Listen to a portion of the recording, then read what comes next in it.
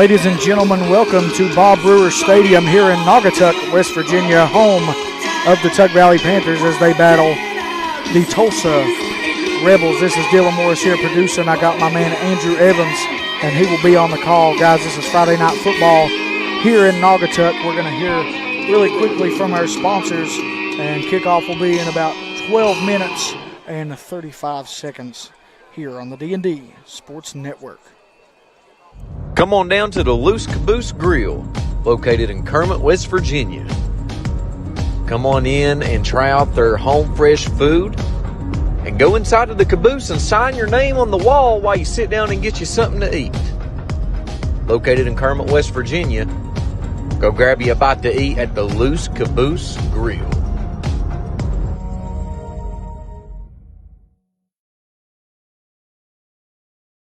Looking for a new healthcare provider? Come see us at Tug Valley Wellness Clinic. We take all patients from the ages 2 and up. Our staff has over 30 years of medical experience. We do everything from DOT physicals, wellness exams, adult and child, walk-in visits, and more. Call us today at 304-236-3601 or reach us Monday through Friday. If you're injured in a car wreck, don't delay. Give me a call today, Justin Markham. Here at Markham Law Office, we will fight for you. Don't settle for a handshake and a small check from the insurance companies. Give us a call. Don't take on the big insurance companies alone. We will fight to get you the compensation you deserve. Here at Markham Law Office, you're more than a client. You're family, and we take care of family. Give me a call, Justin Markham, attorney at law.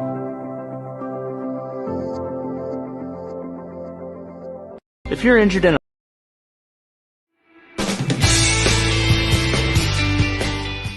Come meet the wonderful staff at the Del Barton Quick Shop. They got all your cold food needs along with tobacco needs. And while you're down there, check out their award-winning hot food items. Once again, located in Del Barton, West Virginia, the Quick Shop.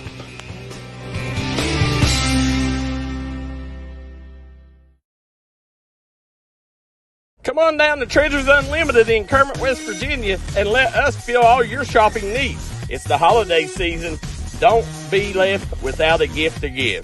We got 90-day layaway, delivery. We got the best prices around. We will beat anybody's prices. We have a little bit of everything for everyone. 7 days a week we're open, Monday through Thursday, 10 to 6, Friday through Saturday, 10 to 7, Sunday, 11 to 6. Also, come find a treasure in our pallet bins. We got great deals. You never know what you'll find in our bins. That's Treasures Unlimited in Kermit, West Virginia. We look forward to seeing you.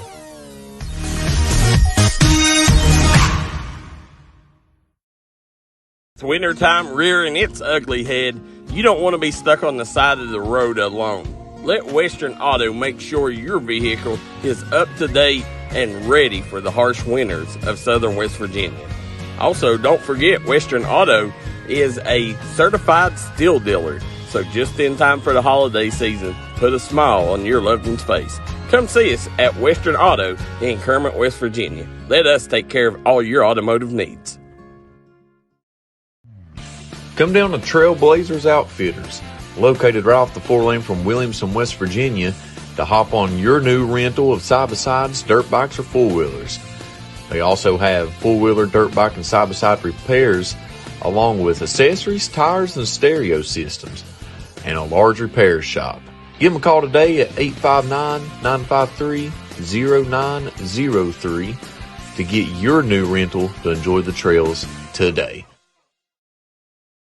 Whether you're buying or selling, you get the best deals at Ultimate Pond in Kermit, West Virginia. They got great deals on weed eaters, chainsaws, yard equipment, laptops, game systems. They got the latest in video games.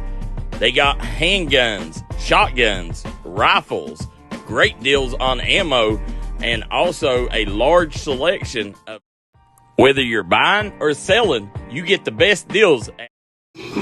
Alrighty, ladies and gentlemen, welcome back to Bob Brewer Field here in Naugatuck, West Virginia, where we are about to meet the homestanding Tug Valley Panthers as they come out of the tunnel. This is Dylan Morris here on the production and Andrew Evans on the call. And now let's bring on the Panthers.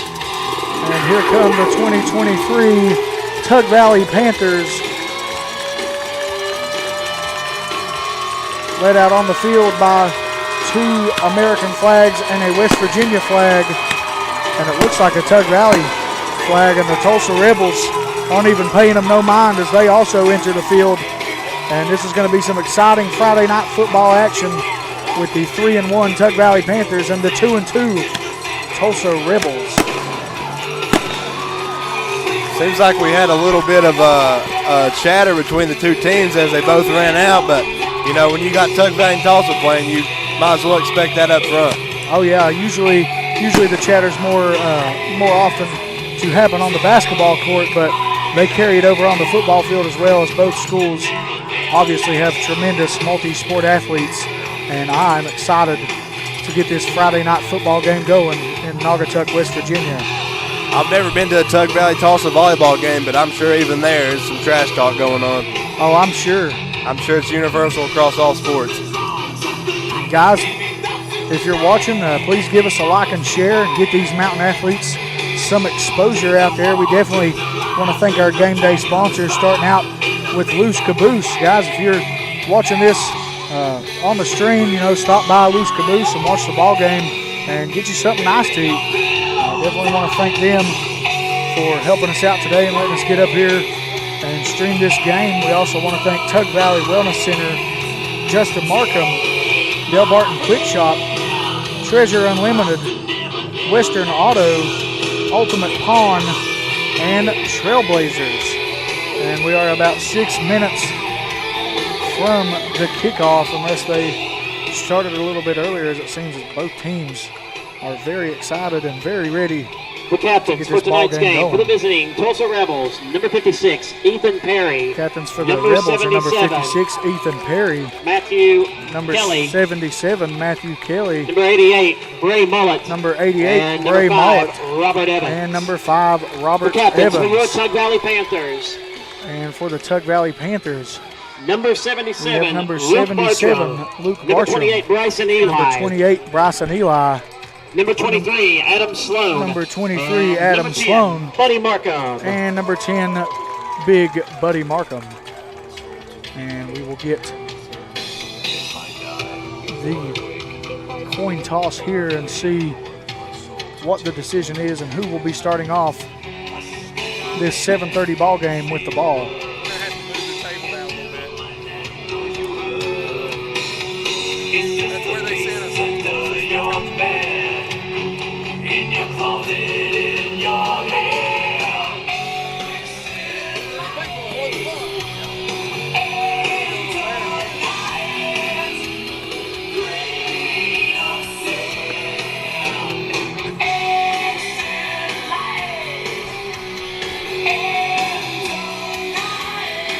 Guys, if you are watching, we will try to keep you updated on the score as we no longer have a scoreboard camera. And we are still waiting to see the decision on the field.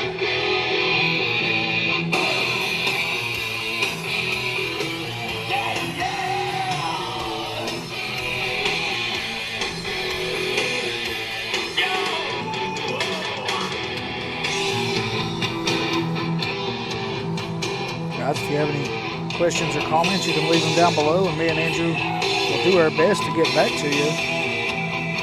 And like we said, like and share and get this stream out there. See how many shares we can get for these two single A ball clubs.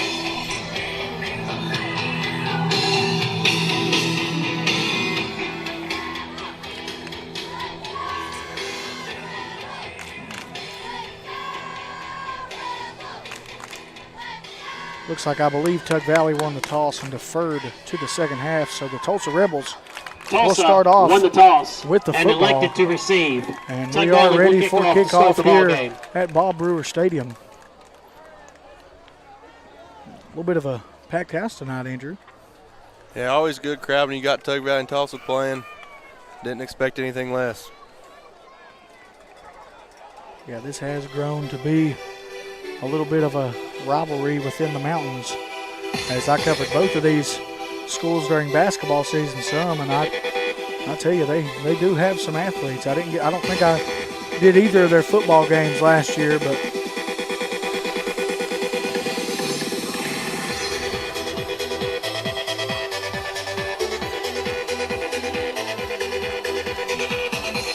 back deep for the Tulsa Rebels. Aiden Bosserman to kick off for Tug Valley.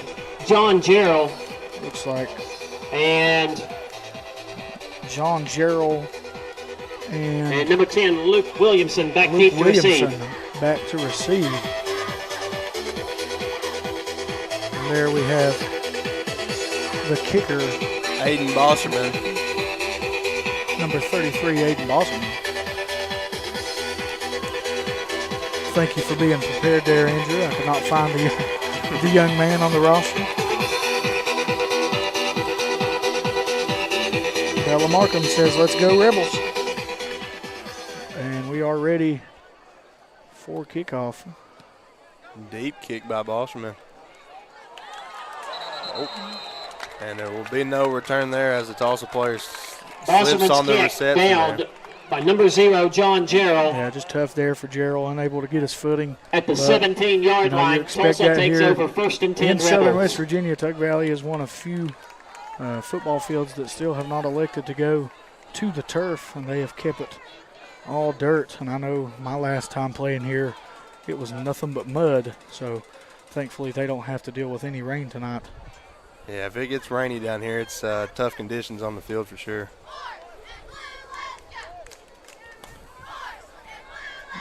Looks like the Rebels are starting up their offense here. We got number 5, Robert Evans, under center. He's going to hand off. And that back's going to turn his feet for a few extra yards, but don't gain much on that carry. John Gerald, the ball carrier. Yeah, Tug Valley comes out in the 5-3 defense. Tackle on the play by the Panthers, number 13, Ashton Davis. Gain of a yard, 2nd down, 9 to go for Tulsa. Works out in their favor as the pickup on the play is only 1 yard. Ball spotted at the 18-yard line. Now Evans is back in the gun. It's going to be another handoff. And I think he kept that ball actually, but same result as the first play, just didn't see much running room. Yeah, double slot there, brings a man in motion. Not sure if it was a designed keeper play or if it was Robert a Evans, the ball read, carrier, brought down by the Panthers, number 23, Adam Tug Sloan. Valley Gain of 2 yards. Is making their mark early on this ball game. Got Evans back in the gun. He's going to drop back to pass. Throws a deep pass downfield, and that's caught by Parker Watts. And like I said before the game started, man, you talk about an athlete. Parker Watts is one of the top athletes in the mountains, and you can see right there, he went up and got that ball. Parker Watts. I thought it was pretty well defended out here by the cornerback. Taken down at the 49-yard line. It's up for a Tulsa first down. Looks like number 12, but we First don't have and a 10 number for the 12 Rebels. on Ball the on their own roster. 49-yard line. On the reception? No, on that corner out here for Tug Valley. Oh, that was Gavin Fitzpatrick. It looks like Bray Mudd on that carry, and he's not going to get anywhere. Yeah, Tug Valley's done well defending the run so far, but we are still early in this ball game. Patrick Keith Staten says, what is the score? It is tied up Bray at Mudd, 0. the ball carrier, brought down by the Panthers, number 23, Adam Sloan, and number 77, Luke Marsham. No gain on the play. 2nd down, 10 to go for Tulsa. Ball spotted on their own 49-yard line. Evans back in the gun, sends a man in motion. He's going to keep it. Fakes the pass, but another. Robert Evans on the not sure if that keeper. play was designed that way. I think it might have been a thing brought where down by the Panthers. he just kind of number decided to keep it, 77, Luke Marsham. Doesn't find much room to go anywhere. Yeah, it could have been a little bit of a triple option with the run pass. 3rd down. Keep on that play, decides to keep it, and we're looking at 3rd and long for the Rebels. That defensive front has stood strong for the Panthers.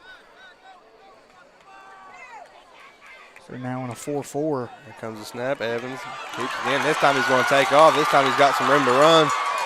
And he is taken down by 2 or 3 different Panthers there. Yeah, big hit out of bounds. Robert Evans, the ball carrier, brought down by the Panthers, number 28, Bryson Eli. Bryson Eli comes over with the big Gain of hit. 7 yards. And really a nice play there. Stopped him short of the first down. And It's 4th down. if he picks up that first down and they get 2 first downs on this drive, all the momentum is in their favor. We'll see what they do here.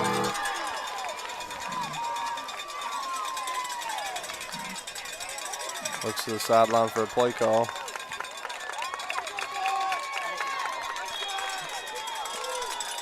Looks like we're going to get a timeout here by the Tulsa Rebels. And with that, guys, we'll step aside as well. We'll be right back here live That's on the the first D&D timeout of the half. Sports Network. Looking for a great selection, great prices, and a great experience on your next ATV, motorcycle, or side-by-side? Come check out Kiefer's Kawasaki. Our #1 goal is to offer you the best power sport experience at a great price. Like this new 23 Kawasaki Teryx 4 for only $17,999. Before you write that check with us. And remember, your adventure starts here at Kiefer Kawasaki. Route 44 South, Jerry West Highway in Logan, or visit KiefersPowersports.net. If you're looking for a friendly and fun atmosphere to enjoy your daily cuisine, come to Cheech's Pizza in Lenore, West Virginia. Cheech's Pizza has world-renowned cheese sticks, delicious pizza, and the best subs in the pizza and pasta game. Don't forget to take advantage of our milkshake shop located inside. Bring your family down to meet. All righty, welcome back to Bob Brewer Stadium, where the Tulsa Rebels are looking at a 4th and 3 here on their first drive of the ball game. This is Dylan Morris on the production, Andrew Evans on the call.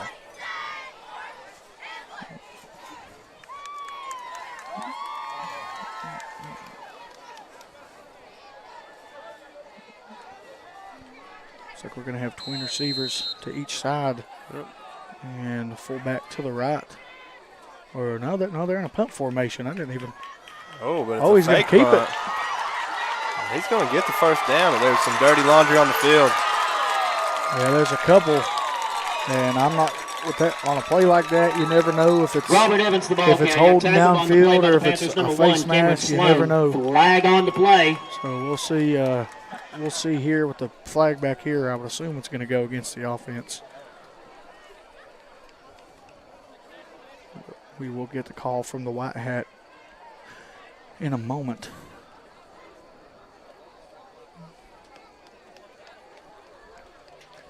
If this goes against the offense, you know, Tulsa will be probably punting this ball, but not a bad first drive for Tulsa, especially that big play, big catch over here on the near sideline by Parker Watts. Yeah, I mean you hate to lose that first down, and even if Tug Valley, we're going to get a hold on the offense, but even if Tug Valley were to score off of this, I mean, with the way they've moved Flag the on the ball, play, holding against the Tulsa, Rebels. I mean, you A gotta be 10-yard calm in penalty this from the moment. spot of the foul. We will replay 4th down. They've got a pretty good look at Tug Valley's defense, and I think they can adjust to what works and what doesn't, but we will. Looks like we got Bryson Eli back to receive for Tug Valley. And Robert Evans on the punt. Pretty nice punt, but it's going to go out of bounds. I'd almost guess that they Evans was trying to keep that ball away from Eli. Eli gets the ball in his hands, he can be a dangerous threat. I would say so. Ball will be spotted on the Kenny Endorse 25-yard line. says, "Let's go Panthers." Richie Belcher says, "Great job, D&D."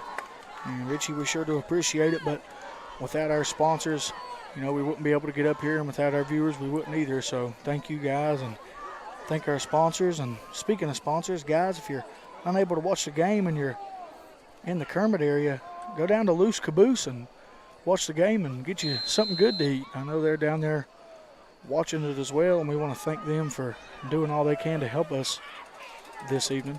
Preston May back in the gun. As the Tug Valley offense all look to the sideline for the play. Looks like he's got 2 receivers to his right. Oh, and a bad snap there. Maybe just mishandled by May, but recovered by the Panthers. Fortunately for the Panthers, they're able to recover it. 2nd down, 12 to go for Tug Valley. Ball will be spotted at the 20-yard line. It looked like it was just going to be a basic 26 lead over this way. Unable to handle the handoff and looking at 2nd and long. Looks like it's Adam Sloan on that carry there. Yeah, but there's some There's a flag His on the helmet field. comes off. Another flag. There's some chitter chatter on the field, but like I said earlier, you're gonna have that. Tulsa Tug Valley anytime. There's gonna be some talk, and you gotta stay level-headed, and you gotta play your game. Yeah, this is really going to hurt Tug Valley because I believe the first flag that was thrown was going to be holding somewhere on that offensive line, and with the personal foul call on top of it, I mean, we're going to be looking at second and a long way to go here for the Tug Valley Panthers. Ronnie Hatfield, Flag on the from play. Thomasville, North Carolina. Holding against the offense. And after the play was over, unsportsmanlike conduct on the offense. Yeah, no, did seem to be correct there. We're going to get a hold call and then unsportsmanlike conduct, so we're going to back We'll them up. replay second down. And it's going to be second and about too many yards for me to try to count, Andrew. We'll say second and a mile. Just short of it probably. But we'll see what Tug Valley decides to do here. We're going back even farther, I believe. I think they reached a mile now. Second down and a mile to go. Ball on the 6-yard line. Jordan Mouse decides to use my phrase here, but that's all right. Yeah, confirmation from Jordan that it is a mile to go. According to the scoreboard, we got second and 30. I think he may have just put that up there. Yeah, I think that might be a default. It might be even longer than that. Who knows? Looks like Tulsa rocking the May four-man catches the front. low snap. He's going to throw a deep ball down the sideline. And that is just overthrown. The intended receiver, number 10, Buddy Markham. Preston May's pass falls incomplete. Intended for number 10, Buddy Markham. I thought it was a pretty good ball there. I don't think. Third down, long to go for Markham Tug might have Valley. lost Ball it on the in the lines. 6-yard Thought he had line. it tracked down. Thought we was going to see a big play for a score, but One thing about Buddy Markham these past 4 years he's been at Tug Valley, he's played about every position you could think of. Tonight we see him out here at receiver. Last year he played a little quarterback, a little tight end. Plays all over the field on defense. He's just a very versatile player. May takes the snap. He rolls out. Looks like he's going to throw to Cameron Sloan on that. He was the intended receiver, but it's broken up by number 11, Parker Watson. He's doing a little celebration on the field. I think the referee's trying to get him to clean that up a little bit. Preston May's pass falls incomplete. Intended for number 1, Cameron Sloan. One thing about Brings the up Watson fourth kid, down, long to go for Tug The Valley. thing I like most about him, he likes Bryson to show Eli on emotion, the punt for and Tug he Valley. don't care. Parker Watts back deep to He receive. plays hard, and he makes sure that Tulsa's not going to lay down. They're coming at you. Looks like Bryson Eli on that punt, and it's going to go out of bounds. a pretty short punt there. Ball is going to be, we'll see where they spot it. Eli's Looks like punt it's going to be around the travels 30-yard out of line. bounds. Tulsa will take over first Tulsa and 10 Rebels. Ball on the 30-yard Going to line. start their second drive of the ball game. We'll see if they can capitalize off of that awesome defensive stand there.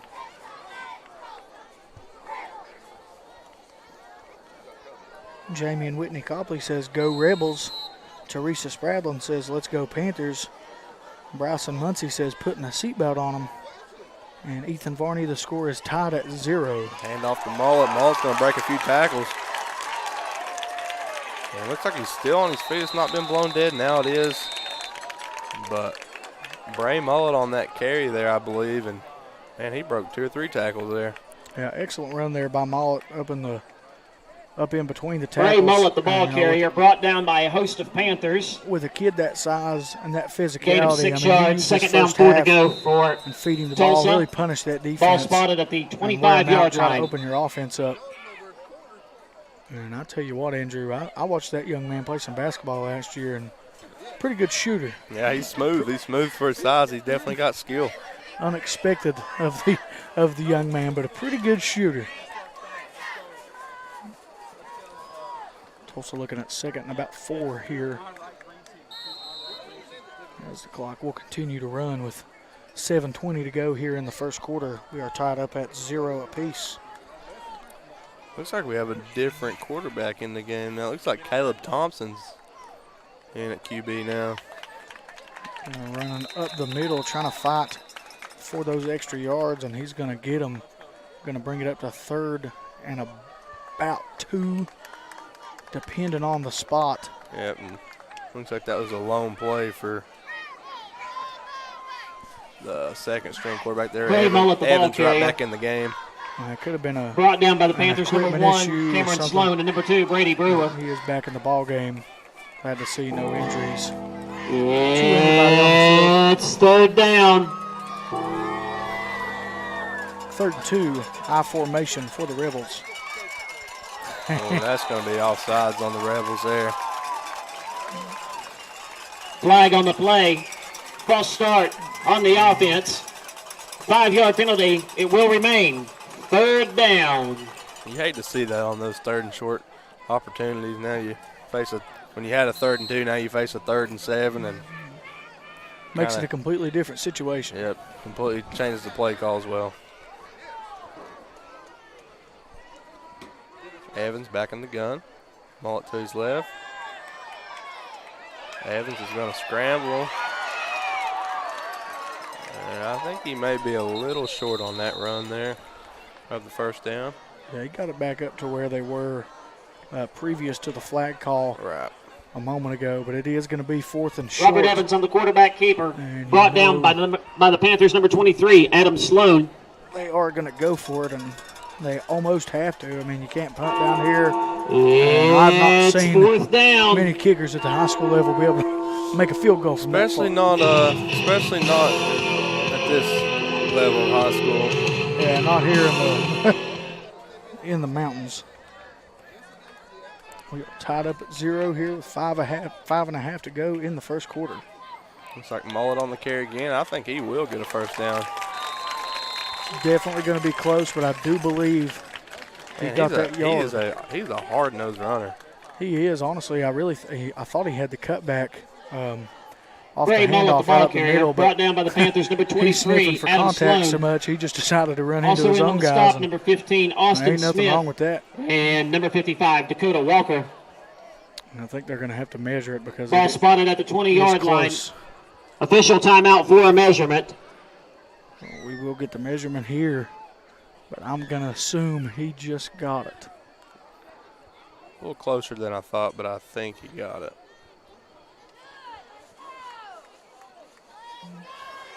He did. That's enough for a Tulsa 1st down. 1st down for the Rebels. Nice job there by Mullet to lead his team into the red zone as they are now on the 20-yard line. You know, one thing about this Tulsa offense, I may be wrong, but I'm pretty sure most of these kids are underclassmen. You got a lot of freshmen and 1st and 10 for the Rebels. maybe ball a couple spotted juniors, but at the 20-yard line. Very few, if any, seniors on this offense. So you know, there'll be a team that comes back next year with a lot of firepower too. Well, absolutely. Got twin receivers to both sides of the screen. Mullet to the left, bring the man in motion. Looks like Mullet on the carry again. And man, he keeps his feet moving, and he's always going to get at least an extra yard or two just by keeping his feet moving. And he's not going to go down after first contact. That's ball for sure. carrier. No, absolutely. I mean, brought down by the Panthers, number as short 20, as his stature number is, 2, he makes Brady sure Brewer, he stays low. and number 55, Dakota when you're Walker. that low and you're running that hard, you are difficult to tackle. Gain of 4 yards, 2nd down, 6 to go for Tulsa. Same formation. Evans back in the gun. He looks to his left.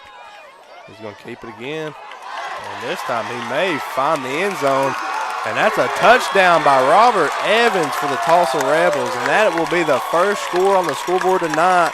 The Tulsa Rebels go up 6-0, and you look for them to go for 2 here.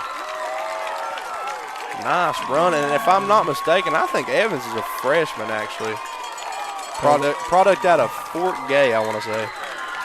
Well, whatever he is, that was a very nice read there by the quarterback on the design draw. I mean, he's seen the hole as soon as he cut up field. And nice use of the speed to get his team on the scoreboard as Tulsa now leads 6-0. And now we see here they're going to go for 2. Evans under center. Looks like he's going to keep it, a little Philly special, Jalen Hurts style. And I think he's going to get in for the conversion. And now Your Tulsa Rebels have went up 8-0. Guys, the Tulsa Rebels lead here 8-0. With 4.5 to go here in the first quarter. Robert You Evans are watching takes it in for the the two-point D&D conversion. Sports Network.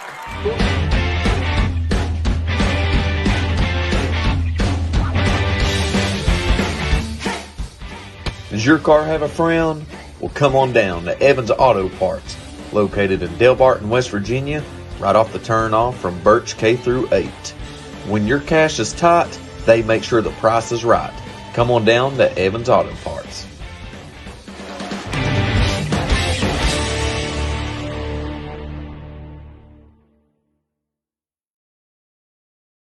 Looking for a great selection, great prices, and a great experience on your next ATV, motorcycle, or side-by-side? Come check out Kiefer's Kawasaki.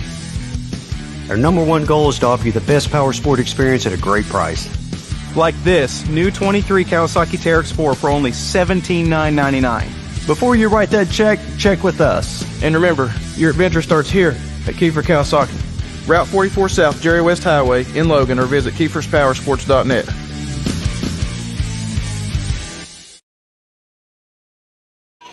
Alrighty, guys, we're back at Bob Brewer Stadium. Eli and Sloan back deep for Tug Valley. And that kick is short. That goes to Adam Sloan. And nice run. Pretty good field position going to be here for the Tug Valley Sloan's Panthers. kick. And nice coverage. Recovered by the Panthers, number by the 23, Tulsa Adam Rebels. Sloan. Guys, Takes just it now ahead. joining in with us. Tulsa They're Rebels being brought lead down 8-0. At the off the foot 43-yard line, Tug Valley takes over first and of 10 Robert Panthers. Evans.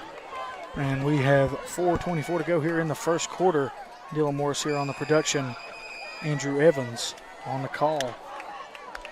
And if you are watching from the Kermit area, make sure to stop by Loose Caboose and get you something to eat. I think they're also streaming the game down there, so check them He out. takes a snap, hand off to Eli. His first touch of the game. Bryson Eli's going to get to the outside. He's at the 40. He's at the 30, and he's knocked out of bounds. But big-time run from Eli, and I didn't expect anything less on his first Bryson run. Eli, the ball carrier. Looks like we got Pushed out of bounds some at the flag on the play at the end of that. 28-yard line. Flag on the play. Eli got up in the defender's face and let him know that he was there. And emotions are running high here with the rival game going on. I believe the young man from Tulsa, I didn't see the number, but I believe he did shove Eli, so I'm not sure what the flag is going to be here. As Eli did initiate the scuffle, but whoever it was from Tulsa was the first to get physical. Okay, they're going to no. That's going against Tug Valley. And you know, most of the time in those situations, it's not the guy that starts it that gets caught. It's usually the second guy. Oh yeah, that gets the punishment. But in this case, Eli's the one. Flag on the play. Unsportsmanlike taking conduct on the Panthers. Like I said earlier, you got to keep your head in these type of ball games, and you play your game, stay level-headed. Don't let the hype around the game Still enough for a Tug Valley affect first your down. emotions. How about this, Andrew? Brittany Atkins says, if I'm not mistaken, there's only 4 to 5 seniors on the Rebels team, and Amanda Davis says there's only 3 seniors. For Yeah, Tug so Valley. like I said, they're both youthful squads, and coming back next year, you'll see a lot of the same faces out here on the gridiron. You got the crowd into it after that little scuffle. Looks like Eli on the carry again. Run to his left. He's going to get a first down there. Big time run by Bryson Eli. Bryson Eli on the run. And I'll go ahead and say it now if you Tug Valley fans tune in. I will go ahead and tell you, I personally think Bryson Eli is going to go Pushed out down of bounds as one of the after a large best gain. running First down, backs Tug Valley. Tug Valley has ever seen. And, I was really impressed with his freshman season last year, and he's only carrying it forward into his sophomore stint here. So, Well, if this is what he looks like as a sophomore, I'm not going to disagree with you on that, Andrew, because he looks pretty stout here this evening. May looks to the sideline for the call. Back in the gun. Takes a snap, drops back to throw. It's going to be a throw to Eli. Eli up the sideline. He cuts back. Jukes a few defenders, jukes another defender, and he's brought down by a host of Rebels, but what a move by Eli. Preston May's pass is complete to the Panthers' number 28, Similar to Bryson Watts of the Eli. Rebels, he really impresses you with his athleticism. And like Watts, he plays other sports such as basketball. And ball spotted at the 14-yard line. First down, Tug Valley. Yeah, I watched that young man play basketball last year, and I was very impressed with his athleticism. And, you know, if I'm not mistaken, Preston May is a freshman, isn't he? Yes, sir. Yeah, I think I watched him at Lenore some last year. Yep. Hand off to Eli. He's going to come to his right this time. Cuts up field. Man, he's really making something out of nothing these past two runs. Didn't really look like he had much room to go anywhere, but that one right there, he just cuts straight up field and makes a play. Yeah, honestly, I thought he anticipated the cutback a little bit and didn't really have it there. But tackle on the play by the Rebels number 1, Cody Blackburn. Gain of 7 yards, second down, 3 to go for Tug Valley. And he picks up about 7. May takes a snap. It's a handoff to Eli again. He's tackled, but I believe he may have picked up the first down. And I think he does.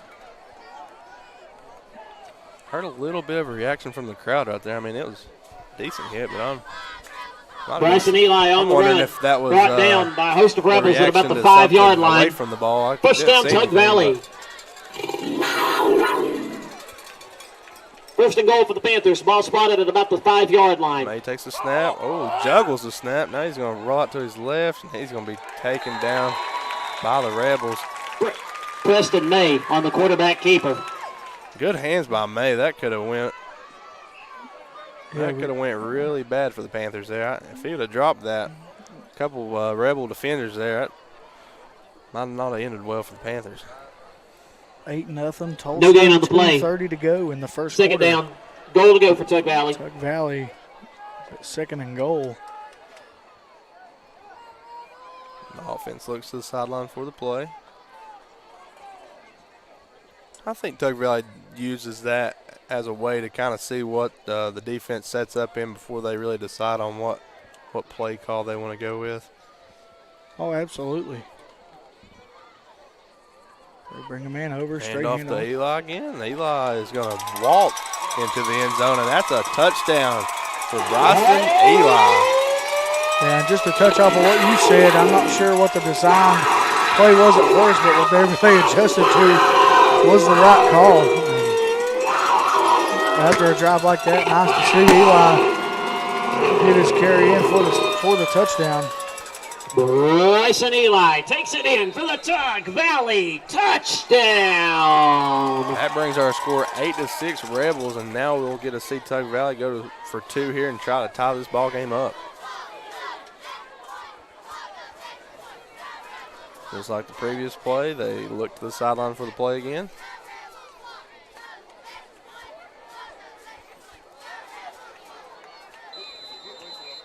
And it looks like Tug Valley's going to take a timeout. And we'll take one right away from guys. We'll step aside and be right back for the 2-point conversion. This is the first time out of the half. D&D Sports Network. If you're looking for a friendly and fun atmosphere to enjoy your daily cuisine, come to Cheech's Pizza in Lenore, West Virginia. Cheech's Pizza has world-renowned cheese sticks, delicious pizza, and the best subs in the pizza and pasta game. Don't forget to take advantage of our milkshake shop located inside. Bring your family down to meet ours. We are the place that treats you like family from the second you pull in the parking lot. We look forward to seeing you here at Cheech's Pizza. At Giovanni's Pizza in West Logan, we got subs, calzones, wings, pizza, and more. Stop by today. Great service with great deals. We also got a newly renovated and remodeled dining room where you can enjoy your game day celebrations or relax after a trail ride. We look forward to seeing you at Giovanni's in Logan, West Virginia.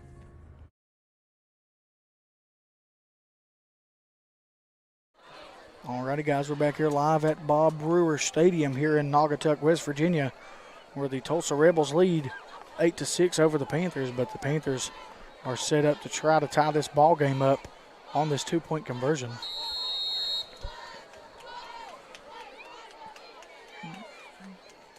Looks like Buddy Markham moving over to the left side. Snap hits the ground, but May picks it up, but he's going to be brought down by, can't see the number. I was going to. The 2-point conversion attempt is no good. 56. Looks like a minute and 54 seconds remain in the first quarter. The score, Tug Valley 6, Tolsia 8. Tulsa leads 8-6 over the Tug Valley Panthers. Guys, we'll be right back live on the #1 source of sporting news in the mountains, the D&D Sports Network. Gracie and Tate merchandising has become a staple here in the Danville and Madison community. They'll make sure you find that treasure that's been eluding you. Everything you need under one roof.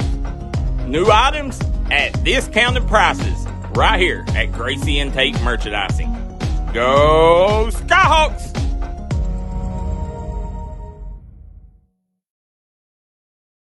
Stop by McCoy Dental and let our friendly staff take care of all your dental needs, whether it's crowns, root canals, teeth cleaning, implants, or you're just in need of some light cosmetic work.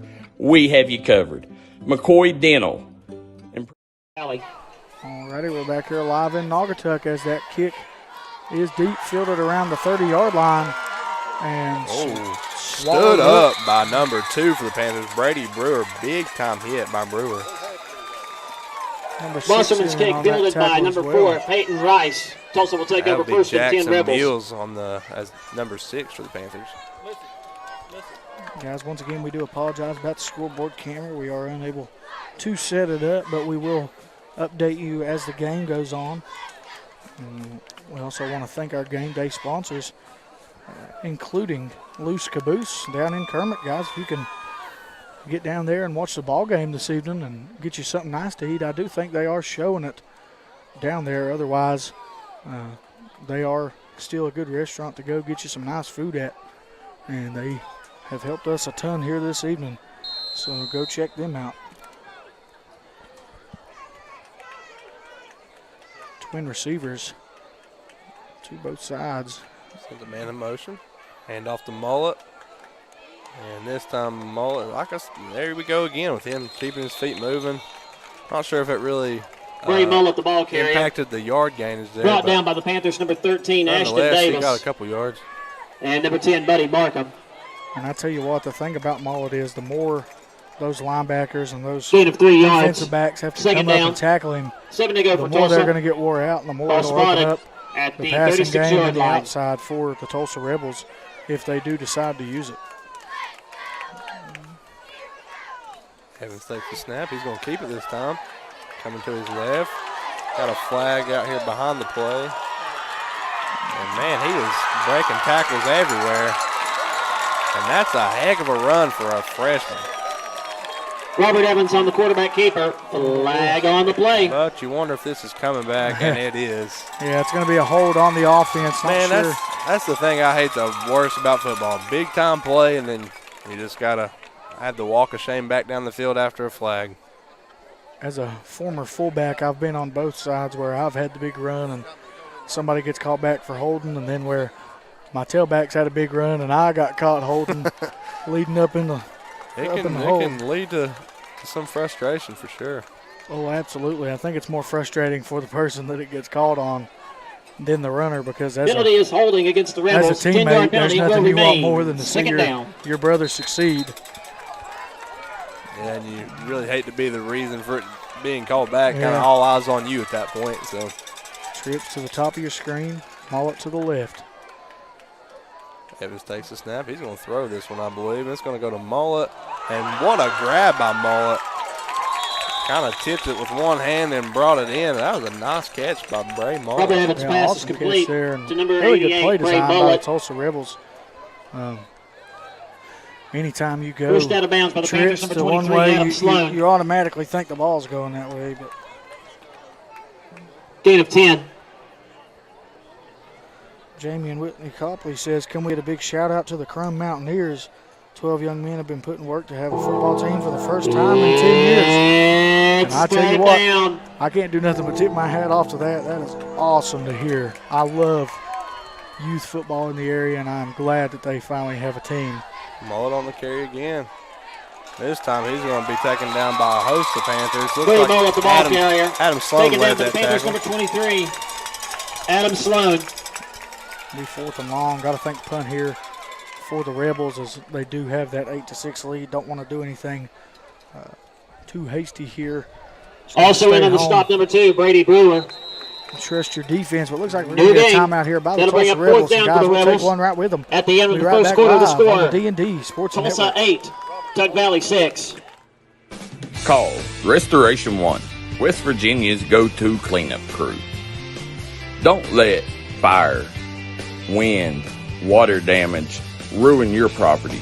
Restoration 1 can get you back to 100% in the quickest time possible. Our staff here at Restoration 1 is fast, friendly, and reliable. We got experts that use the latest in technology to remove mold and damages left behind by Mother Nature. Don't just trust anyone. Trust Restoration 1. Come on down to Three Guys Pizza and Brew in Williamson, West Virginia. We're located on the corner of Harvey Street and 3rd Avenue. We got great deals on pizzas, sandwiches, and more. You get great service with great pricing.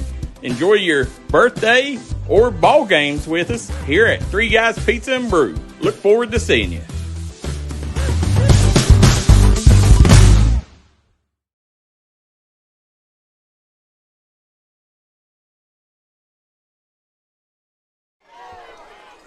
Welcome back to Bob Brewer Stadium here in Naugatuck, West Virginia. To punt for Tulsa. And Tulsa is set to punt as they have an 8-6 lead here at the beginning of the second quarter. And that ball rolls out of bounds around the 43-yard line. And the Tulsa Rebels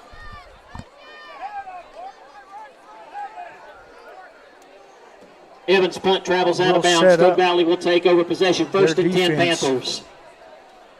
As Tug Valley will look to potentially take their first lead of the ball game.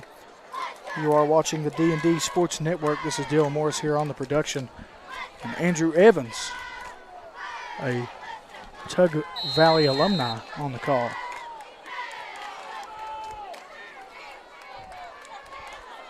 Tug Valley looking to get the play.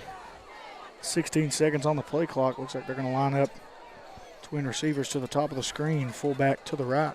May takes the snap. It's a handoff to Eli. He's going to run to his right. Looks like he's going to cut up field. Is he going to outrun the Rebels here? Nope, but they'll get him down about the 25-yard line, but big-time run by Eli there. Nice play there by the Tug Valley Panthers. They're feeding the hot hand. Brought down after a large gain on the play. On path to get a potential 100-yard ball spotted at the 28-yard line. First down, Tug Valley. Already. Just as the Rebels are feeding Mullet, the Panthers are feeding Eli right back. So it's kind of the tale of two backs here early on in this ball game. Absolutely, and it has been a great ball game so far. If you're just tuning in with us, Tulsa took the lead early in the game off the foot of their quarterback, number 5, Robert Evans. Oh, bad snap. I think May's just going to fall on this one. And he don't. He tries to pick it up without diving down on the ball, and I think Tulsa's going to take over right there. Fumble on the snap, recovered by the defense. Play there by the Panthers. Seems like their center has had a difficult time getting the ball to the quarterback. Just not a good connection Tulsa there. takes over first and 10 Rebels. And Tulsa takes advantage there, and they will start another drive and try to extend this lead out as they do lead 8-6 with 11:18 to go in the second quarter. And Jessica Castle says, hello, Andrew Evans. What's going on, Jess?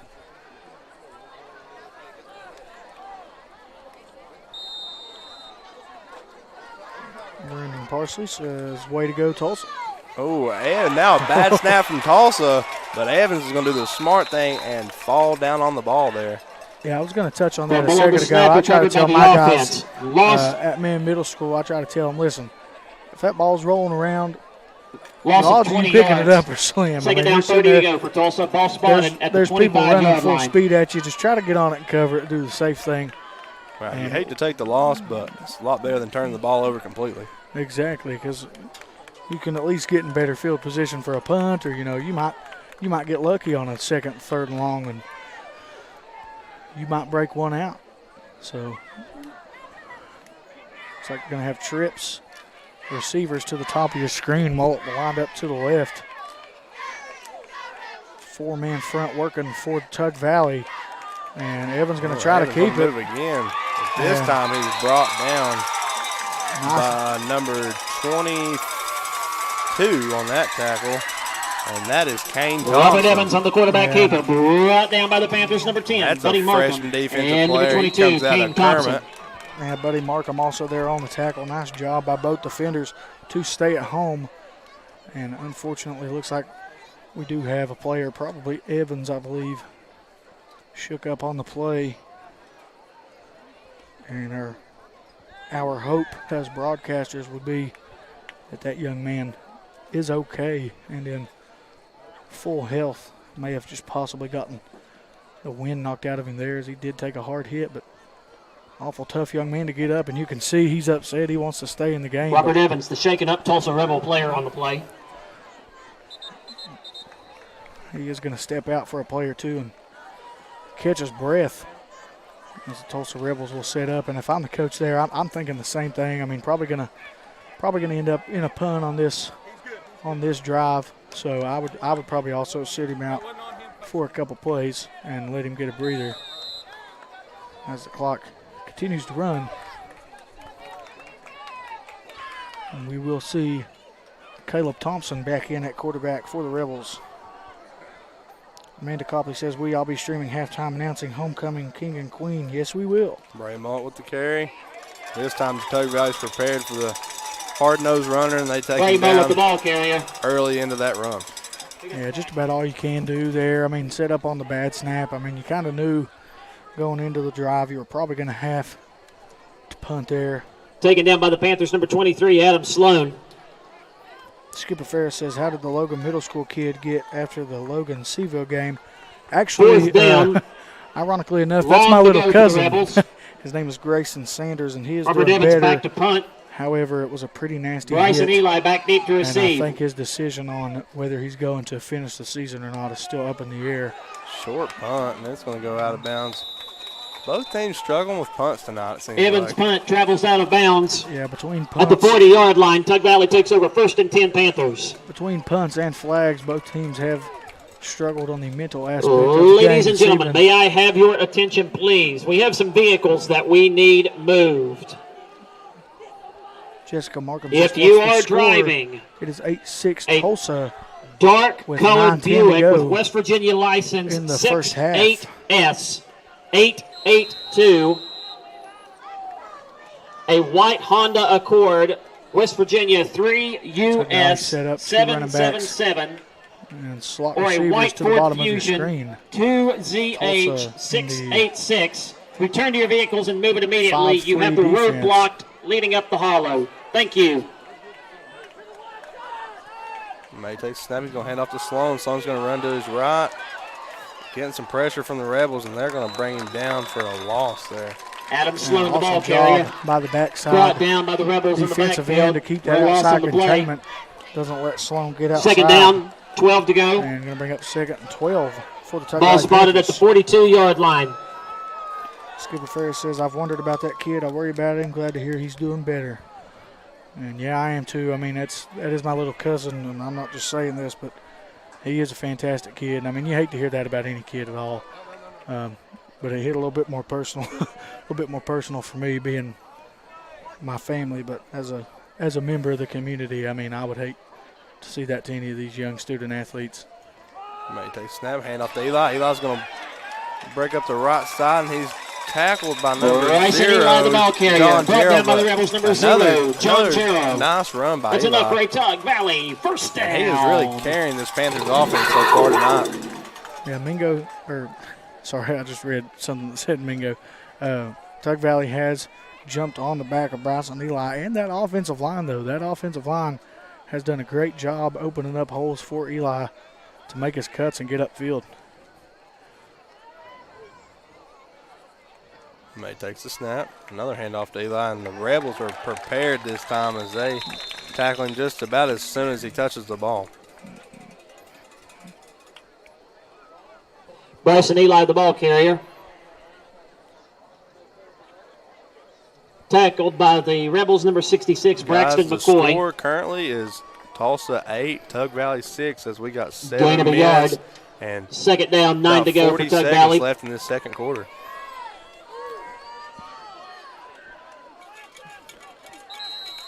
And a flag here. And that's going to be a false start on the offense there. You're going to back them up. And if you're the Rebels, you got to take advantage of those extra yards given back, as Bryson Eli has been hard Penalty to on the stop. Panthers. False start on Tug Valley. 5-yard penalty. It will remain second down.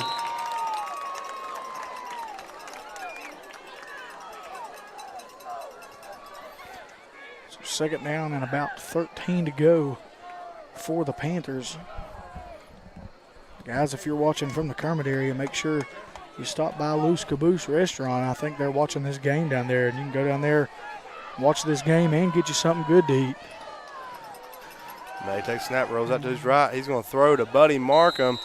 I believe it's caught, but as soon as he caught it, he slides down out of bounds. Preston May's pass is complete to the Panthers, number 10, Beautiful Buddy Markham. Pass there by May, just put it Gain right of 40 in the bread yards. basket Third down. of Buddy Markham. 8 to go for Tug Valley. Third down and about 7 or 8 to go for the Panthers. And if Tulsa is able to hold on here, it could potentially open up this ball game a little bit. He takes the snap. He rolls out to his left. He's going to throw deep, but it's going to be short. Intended receiver, Ashton Davis. He drops back to throw. And it is broken up by some Rebels, nearly intercepted on that fourth down play. And the Rebels are going to take over here, turnover on downs. Preston May's pass falls If incomplete. Tulsa would have came up with Tulsa that ball will take over on interception, downs, I first believe and that 10 was Rebels. going down the field for 6. And sorry about the connection, guys. I think I may have fixed it. I think we should be pretty smooth sailing from here on. I think I accidentally bumped into the Ethernet cord, but looks like Tulsa is going to take over. Evans takes a snap. He's going to throw to number 0. That is John Jarrell on that reception.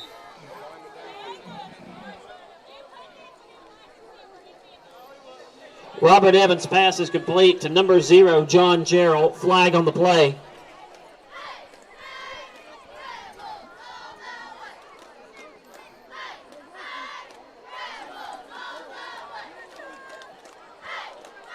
Looks like the officials are talking amongst each other here. Not really sure what's going on. I think something against Tulsa. Yeah, I'm not sure what happened there. I was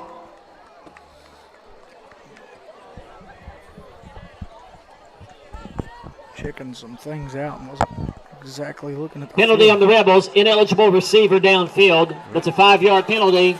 So we got an ineligible receiver downfield on that last play. So a 5-yard penalty backs the Rebels up. Remains first down. Ladies and gentlemen, may I have your attention, please? If you have lost your cell phone Evans in the takes ladies' the room, snap. come up to the press He's gonna box, unlock scramble. it to claim it. Thank you. And looked like big tackle by number 22, Kane Thompson for the Panthers. And he came up big with that tackle there. Yeah, not sure if these are design draw plays for Evans or if this is something that has worked for the Rebels in the past, but not much running room there, as he has had a couple pretty good runs tonight. We'll have twin receivers to both sides of the screen. Mullet to the right of Evans. 2nd and 15. Evans takes a snap. And here he goes scrambling again. This time he's going to throw it, and it goes right into the ground. Robert Evans' Nice pass pressure falls from the Tug Valley incomplete. defense there. And they're going to bring up 3rd and 15 as the Tulsa Rebels lead 8-6 here with 5:22 to go in the first half. It's third down.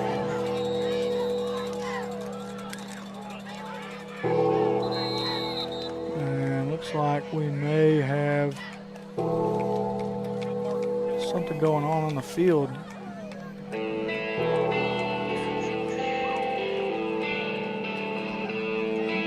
Not sure what exactly is going on. Some substitutions nonetheless.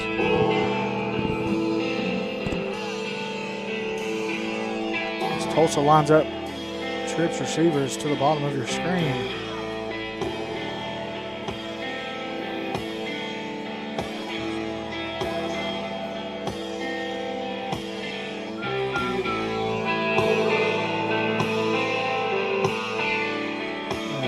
Eventually see what the call is on the field. Not sure what happened. The referee stopped the clock, and they're talking, but I mean, there's no flags on the field. Not sure exactly what they're talking about, but the anticipation of what's going to happen on this 3rd and 15 is very high for me, at least. 4-man front for the Panthers brings a man in motion. Watts goes in motion. Evans takes the snap. And big hit. No, he breaks loose somehow. And that could have potentially been a late hit. Ball goes out of bounds on the pass. Man, I really thought on that initial Panther tackle that Evans flag on the play. Just down on that play, but somehow he spins around and breaks free. Yeah, flag on the play. One with where it's placed, wondering if it's a hold. Penalty on the Rebels. Holding will be declined. Brings up 4th down, 15 to go for Tulsa. 4th and 15. And yeah, I mean, you got to assume punt here. I mean, with 8-6 lead, 5:21 to go, the way your defense has been playing, I mean, it'd be tough to try to take a gamble and go for the fake here. Yeah, I think we'll definitely see a punt here. If you go for a fake here and don't get it and you give Tug Valley excellent field position, you don't want to do that. So looks like we'll see Evans punt the ball here. I believe Sloan is back deep. And that punt got tipped. And that may be the first punt of the night that's actually stayed in bounds for either squad. And it's going to be stopped, picked up by Mollett around the 35-yard line. Punt down at the 35-yard line. Tug Valley will take over 1st and 10 Panthers. In Rebel territory. And the ball's going to be on this left hash. I'm thinking right here that it could be a run to the wide side of the field to Mr. Bryson Eli if I was a betting man. And I believe I'll take that bet right with you, pal. He does line up to the right, so it would have to be a straight handoff, as they may just try to throw the ball here, and they do.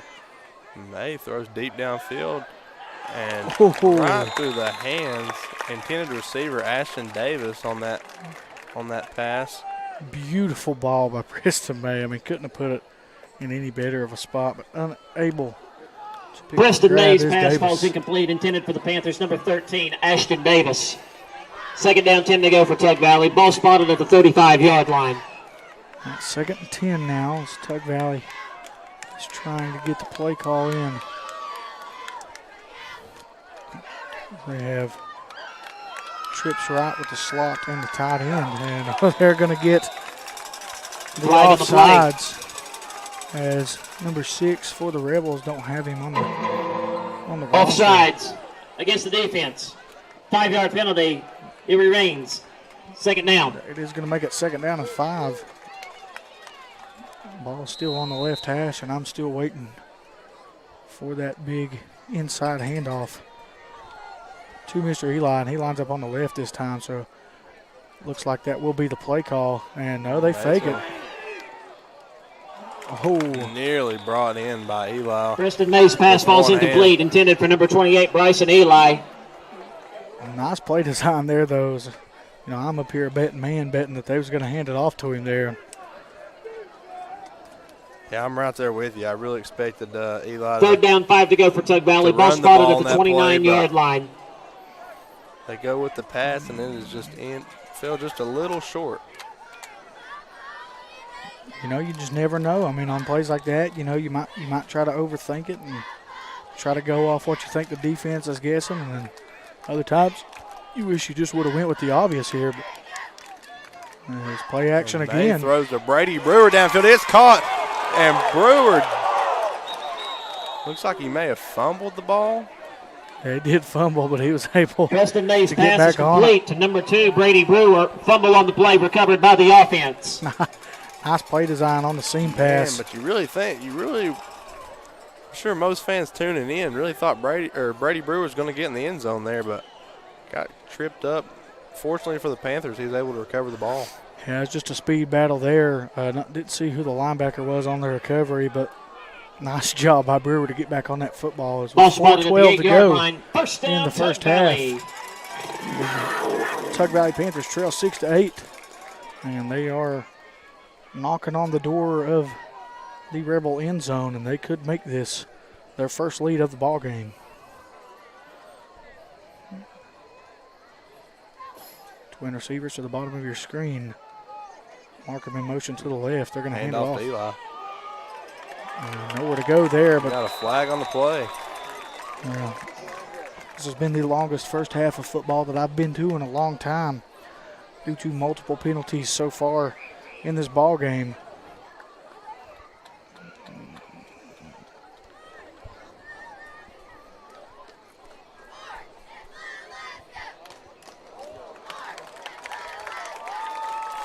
It looks like the flag was against the Panthers there, so they're going to be brought back.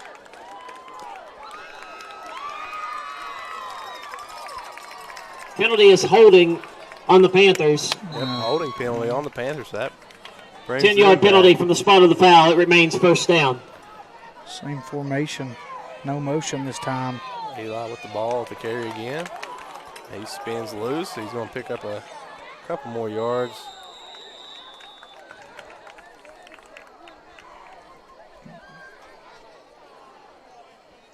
We do forget, though, that they were first and goal, so they're now trying to work from around the 15-yard line, and they'll only have 3 more downs to try to get in the end zone.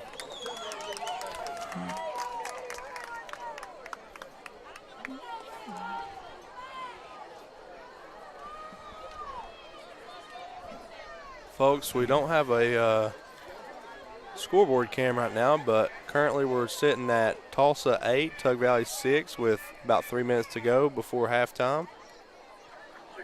Twin receivers to the top of your screen, fullback to the left of the formation. Eli with the carry again. This time he's going to shoot up the middle. Nice spin move there. Bryson Eli, the ball carrier. Extra yard or two. Tackle on the play by the Rebels, number 11, Parker Watts. Tell you what, if I'm the Tulsa Rebels, I'm definitely watching where the positioning of Buddy Markham is. It seems gain of like 10. whenever Brings he up lines third up down, as the sniffer goal to go for Tug Valley. to either side, as they run up behind him again, but Right flag on the play prior to the snap, as they were just going to run the very same play. Probably going to be illegal motion maybe on the offense, and that's going to back them up. So tough break there for the Tug Valley Panthers. Two crucial penalties for the Panthers here on this drive. Coach Haiti Ford upset with that call, I believe. Yeah, he doesn't seem to be very happy, as they will have third down. Offsides on the Panthers. 5-yard penalty. It remains third down. Goal to go for Tug Valley. Have your attention, please.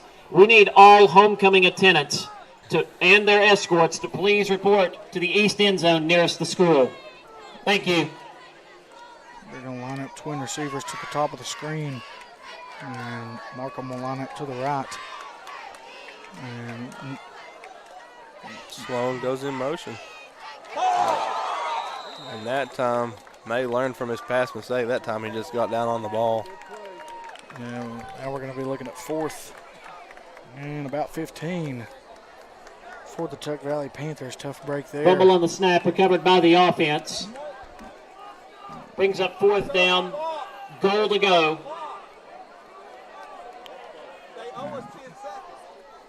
And the clock is Ball spotted at the 16-yard line.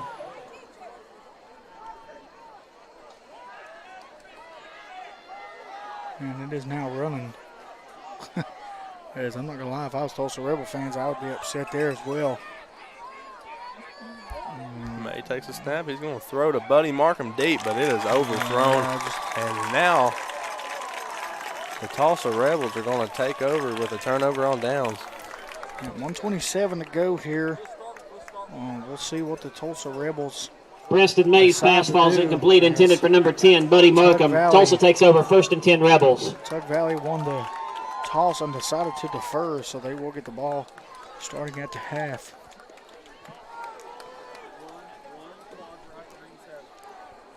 Guys, we want to thank Western Auto, Trailblazers, Ultimate Pawn, Treasure Unlimited, Del Barton Quick Shop, Justin Markham Law, Tug Valley Wellness Center, and Loose Caboose. And if you are in the Kermit area, you can head down to Loose Caboose and watch this ball game and get something good to eat. Looks like it's going to be a false start on the Rebels there. Flag on the play. And it is. So with a minute 26 left here before halftime, got to be thinking as a Panther, you really got to stand strong here. 5-yard penalty, it remains first down. And don't allow the Rebels to extend this lead and go into halftime at 8-6. Yeah, I mean, really the only thing you can do as the Tulsa Rebels is possibly hope for a big play, but, you know, try to throw the ball, maybe some out routes, maybe some toss sweeps, and just try to get out of bounds and stop the clock as much as possible. And with that being said, there is going to be a timeout on the field. As they take one, we'll take one right with them. We'll be right back live on the D&D Sports Network. Timeout, Tulsa. Come on down to the Loose Caboose Grill, located in Kermit, West Virginia. Come on in and try out their home fresh food, and go inside of the caboose and sign your name on the wall while you sit down and get you something to eat. Located in Kermit, West Virginia, go grab you a bite to eat at the Loose Caboose Grill.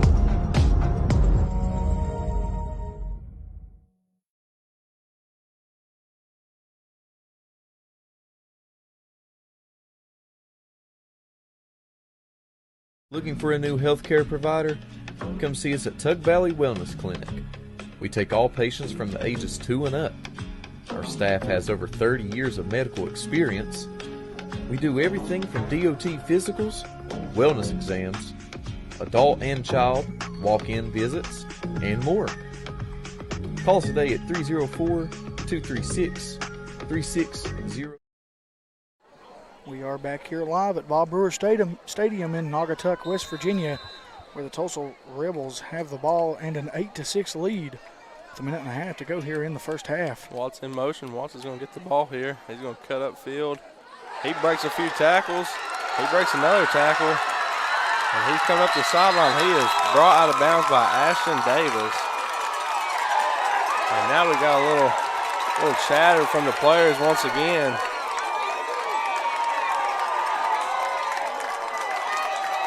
That was Watts and Davis there kind of getting after one another.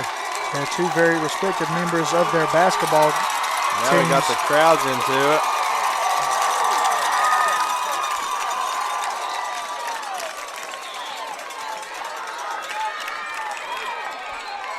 And Watts does honestly see the design of that play, and the idea is to try to get outside, and if you ain't got nothing, you know, get out of bounds, kill the clock. And he cut back up, and I thought it was going to come back to bite him, but this time Mullet on the carry. He runs plumb over the top of the first Tug Valley defender to meet him, but they're able to bring him down after a short gain.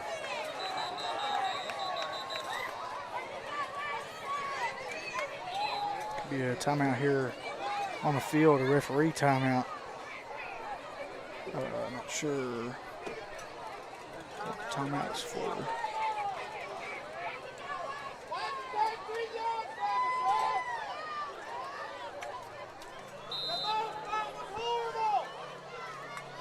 They're going to line up with the clock supposed to be running. I don't think it is.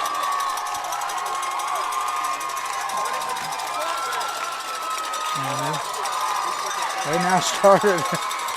Both crowds into it again. Twin receivers to both sides of the screen. Evans in the gun, Mullet in the backfield. And I think maybe a timeout here by the Rebels. No signal yet.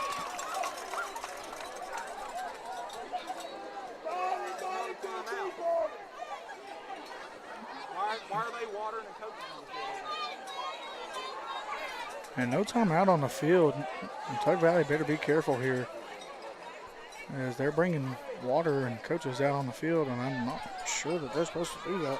Yeah, a little confusion here in the past two plays. Well, with the animosity and the noise level in the crowd, it is hard to understand what is going on, as we cannot hear the officials or any coaches. Now we got Jordan with the Jeopardy music here.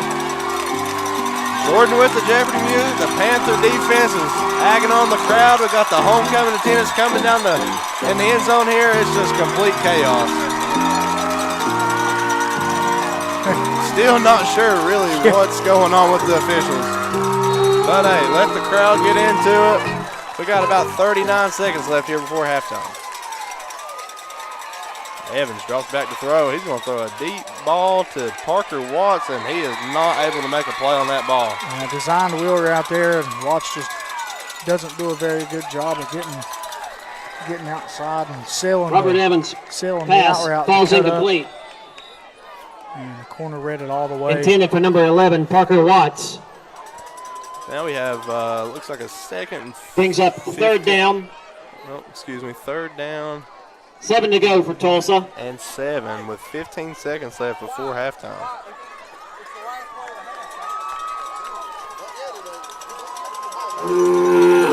Seconds to go here in the first half. Tulsa looking to hold on to the 8-6 lead here.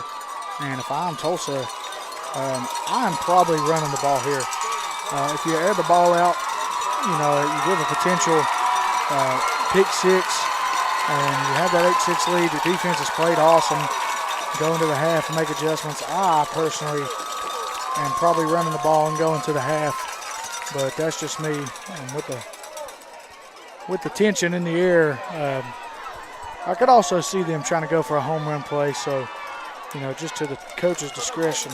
But I would play it safe, as this is a big ball game for both clubs. Mullet and motion. And yeah, they're just gonna stick to the run. Runs that ball there. Picks up the first down. And actually, they added some time on the clock last time there. So now we're actually at 16 seconds before the half. I didn't notice that before that play there. Taken down by the Panthers, number 2, Brady Brewer. We're going to stay right here. Ball spotted at the 50-yard line. It's enough for a Tulsa first down. Absolutely fired up for both teams. And guys, the score is 8-6. The Tulsa Rebels lead your Tug Valley Panthers here at Bob Brewer Stadium, and they are now around midfield as they are trying to take another score into the half. Tug Valley will start the second half with the football. Jamie Whitney Coffey says good hard-nosed run, and I agree. There is nothing better as a former fullback to me than just watching somebody lower their shoulder and run that north-south style and just say, hey, you're either going to tackle me or I'm going to run through you. And that's really Mullet's style of play, as we've seen here tonight in the first half. And he really excels with that, running the ball in this offense. So 16 seconds first down, 10 to go for Tulsa. Ball at midfield. First and 10 at the 50-yard line.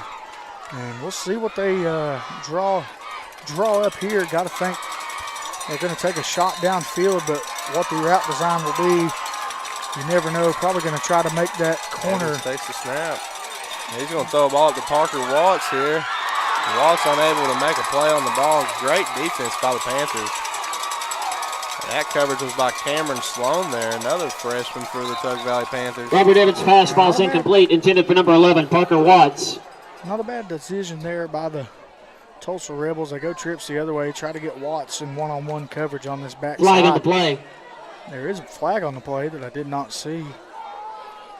How much longer in the game by Bella Markham? There's 10 seconds to go in the first half of football here at Bob Brewer Stadium. So we will have another half of football following the homecoming presentation at halftime.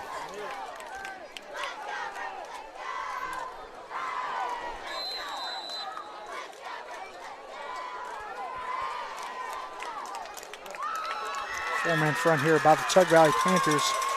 And Tulsa's just going to take a knee going into halftime here. And guys, we go into the That's half the end of the first quarter. with The the score: visiting Tulsa 8, Rebels Tug Valley 6. commanding an 8-6 lead over the Tug Valley Panthers. We're going to step aside and hear from our sponsors, and when they start the halftime show, we will be back live on the number one source of sporting news in the mountains. You're watching the D&D Sports Network. If you're injured in a car wreck, don't delay. Give me a call today, Justin Markham. Here at Markham Law Office, we will fight for you. Don't settle for a handshake and a small check from the insurance companies. Give us a call. Don't take on the big insurance companies alone. We will fight to get you the compensation you deserve. Here at Markham Law Office, you're more than a client. You're family, and we take care of family. Give me a call, Justin Markham, attorney at law.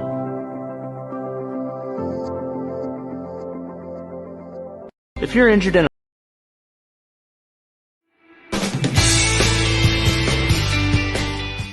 Come meet the wonderful staff at the Del Barton Quick Shop. They got all your cold food needs along with tobacco needs. And while you're down there, check out their award-winning hot food items. Once again, located in Del Barton, West Virginia, the Quick Shop.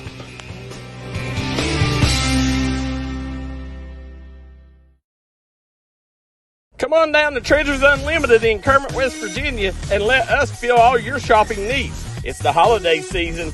Don't be left without a gift to give. We got 90-day layaway, delivery.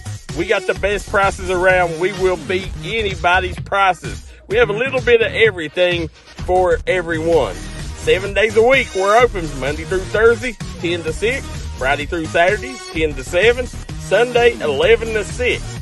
Also, come find a treasure in our pallet bins. We got great deals. You never know what you'll find in our bins. That's Treasures Unlimited in Kermit, West Virginia. We look forward to seeing you. 3 Homecoming Court, beginning with our freshman attendance from the class of 2027. Our first freshman attendant is Jolie Basden. She is the daughter of Amanda Deskins and Dan Basden. Jolie is being escorted by Garrett Hensley. Jolie enjoys hanging out with her friends and art. After high school, Jolie plans to further her education in pursuit of a career as a veterinarian. Ladies and gentlemen, Jolie Basden. Our next freshman attendant is Madison Messer. She is the daughter of Josh Messer and Christy Messer, and is being escorted this evening by Benjamin Brumfield. Madison's hobbies include cheer, hanging out with her friends, and listening to Taylor Swift. After high school, Madison plans to further her education in pursuit of a career as a physical therapist. Ladies and gentlemen, Madison Messer. Our next freshman attendant is Megan Pack. She is the daughter of Triana Maynard and is being escorted this evening by Mason Messer. Megan's hobbies include cheer and hanging out with her friends. After high school, Megan plans to further her education in pursuit of a career as a pharmacist. Ladies and gentlemen, Megan Pack. Our final freshman attendant is Alexa Brooke Perry. She is the daughter of Jessica and Christopher Perry and is being escorted this evening by Parker Kelly. Alexa's hobbies include cheer, and she is also a member of the Beta Club and the Bible Club. She also enjoys spending time with her friends and family. After high school, Alexa plans to further her education in pursuit of a career as a veterinarian. Ladies and gentlemen, Alexa Perry.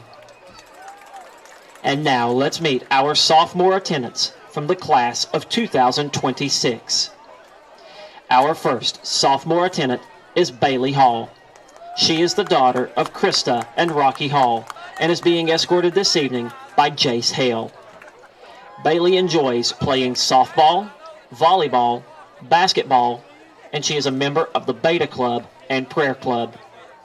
After high school, Bailey plans to further her education and attend college in pursuit of a career as a veterinarian. Ladies and gentlemen, Bailey Hall. Our next sophomore attendant is Agnes Messer. Agnes is the daughter of Belva Tomlin and Harry Messer and is being escorted this evening by Kaylin Dillon. Agnes enjoys hanging out with her friends. After high school, Agnes plans to further her education in pursuit of a career as a registered nurse. Ladies and gentlemen, Agnes Messer. Our next sophomore attendant is Josie Murphy. She is the daughter of Garnet Murphy and Sean Murphy and is being escorted this evening by Braden Ferris. Josie enjoys hanging out with her friends, fishing, sleeping, and is a member of the Beta Club. After high school, Josie plans to further her education by attending college in pursuit of a career of her choice. Ladies and gentlemen, Josie Murphy. Our final sophomore attendant is Addison Uten. She is the daughter of Roger and Ronette Uten and is being escorted this evening by Ryder Sanders.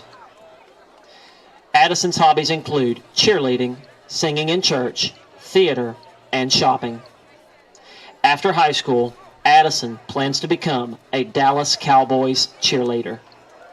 Ladies and gentlemen, Addison Uten.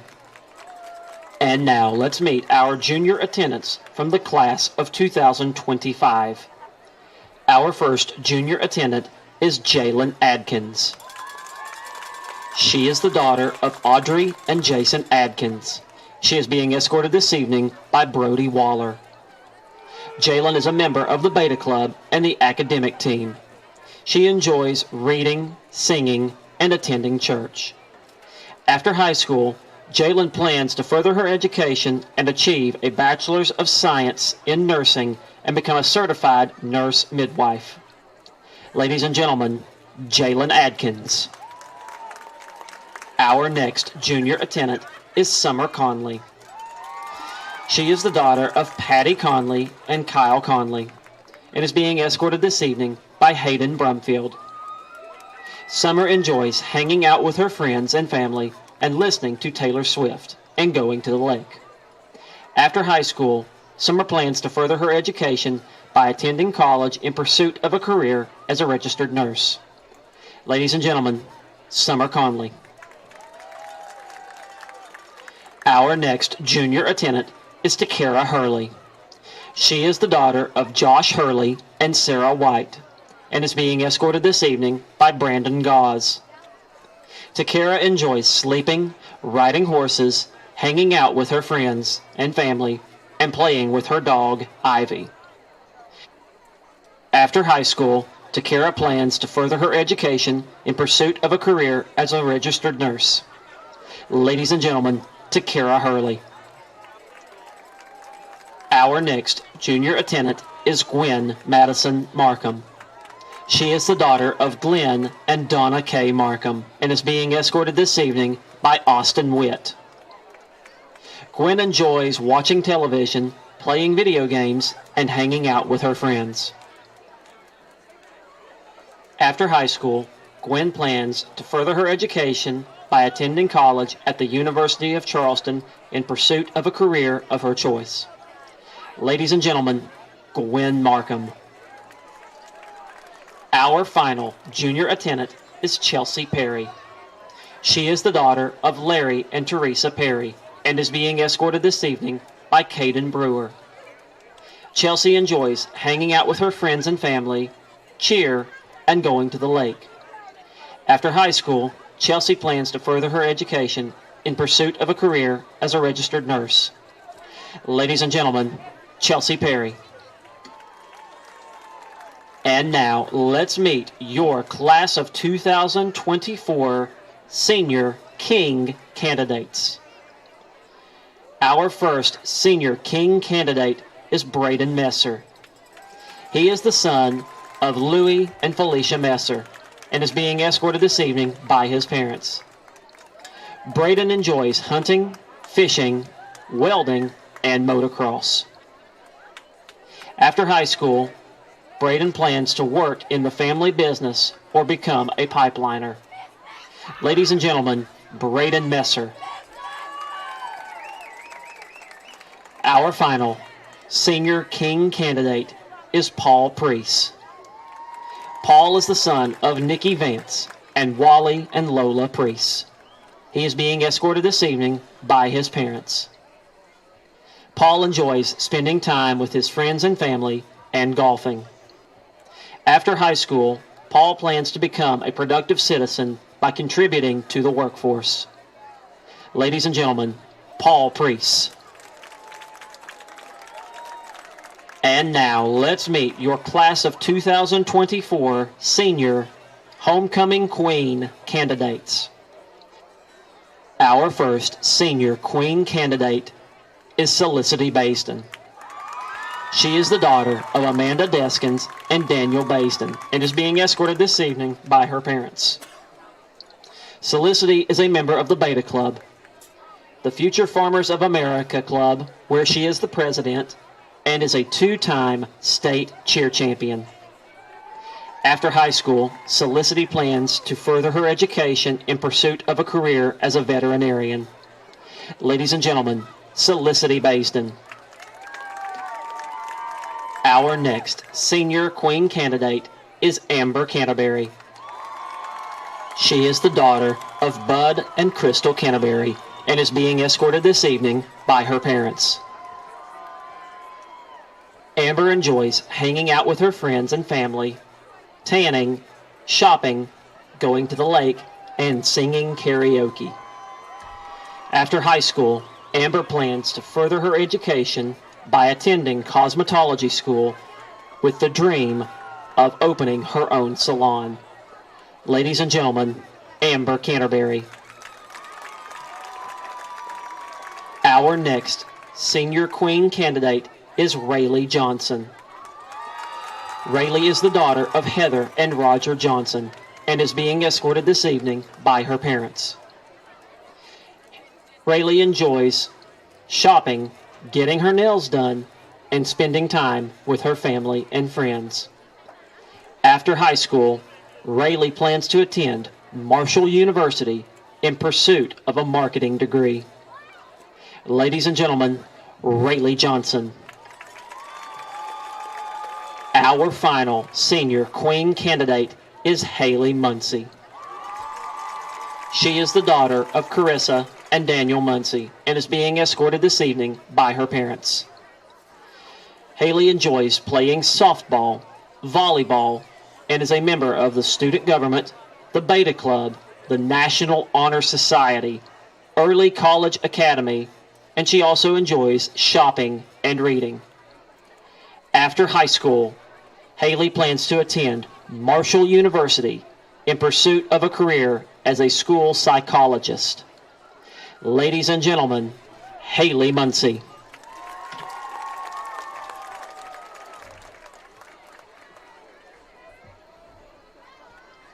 And now, please welcome to the field Tug Valley High School interim principal Tamara Ferris and last year's homecoming queen Cammie Thompson to crown our new 2023 Tug Valley High School homecoming king and queen.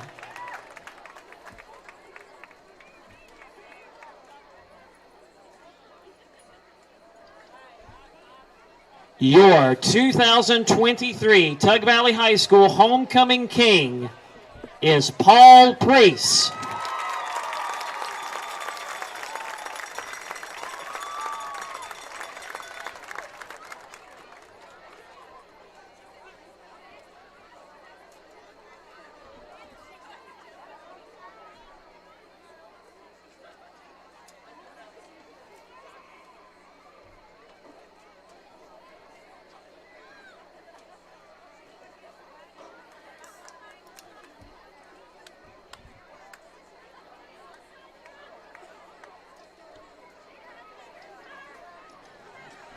And now, the moment you've all been waiting for. Your 2023 Tug Valley High School homecoming queen is Haley Muncie.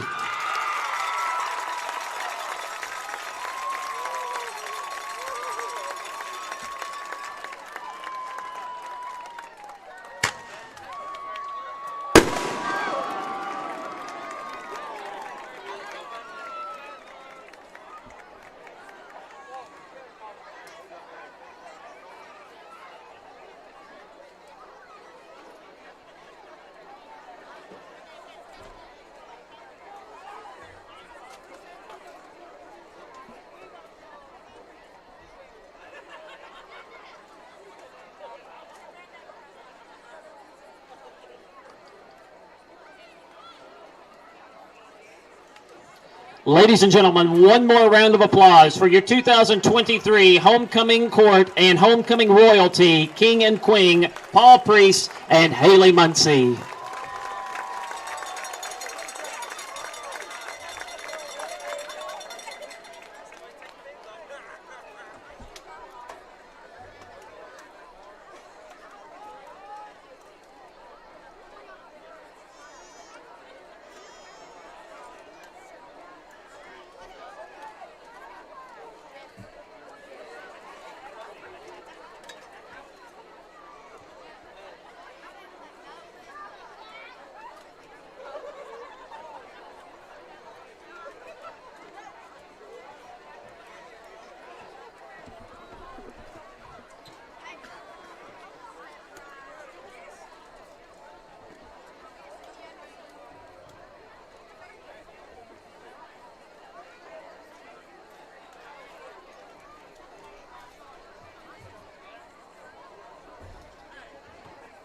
It's wintertime rearing its ugly head. You don't want to be stuck on the side of the road alone. Let Western Auto make sure your vehicle is up to date and ready for the harsh winters of southern West Virginia. Also, don't forget Western Auto is a certified steel dealer. So just in time for the holiday season, put a smile on your loved one's face. Come see us at Western Auto in Kermit, West Virginia. Let us take care of all your automotive needs.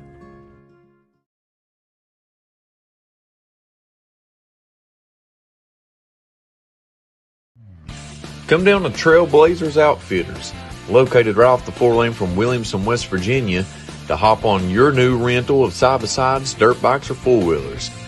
They also have four-wheeler, dirt bike, and side-by-side repairs, along with accessories, tires, and stereo systems, and a large repair shop. Give them a call today at 859-953-0903 to get your new rental to enjoy the trails today. Whether you're buying or selling, you get the best deals at Ultimate Pawn in Kermit, West Virginia. They got great deals on weed eaters, chainsaws, yard equipment, laptops, game systems. They got the latest in video games. They got handguns, shotguns, rifles, great deals on ammo, and also a large selection of knives for you knives collectors. That's Ultimate Pawn in Kermit, West Virginia. Come see us.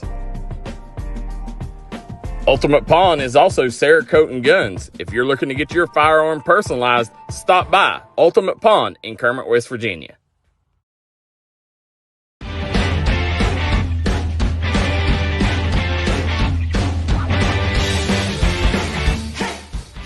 Does your car have a frown? Well, come on down to Evans Auto Parts, located in Delbarton, West Virginia, right off the turnoff from Birch K through 8.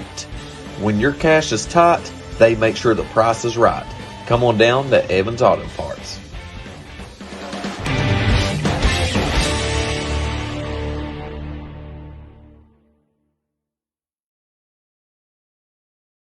Looking for a great selection, great prices, and a great experience on your next ATV, motorcycle, or side-by-side? Come check out Kiefer's Kawasaki. Our number one goal is to offer you the best power sport experience at a great price. Like this new 23 Kawasaki Teryx 4 for only $17,999. Before you write that check with us. And remember, your adventure starts here at Kiefer Kawasaki. Route 44 South, Jerry West Highway in Logan, or visit KiefersPowersports.net. If you're looking for a friendly and fun atmosphere to enjoy your daily cuisine, come to Cheech's Pizza in Lenore, West Virginia. Cheech's Pizza has world-renowned cheese sticks, delicious pizza, and the best subs in the pizza and pasta game.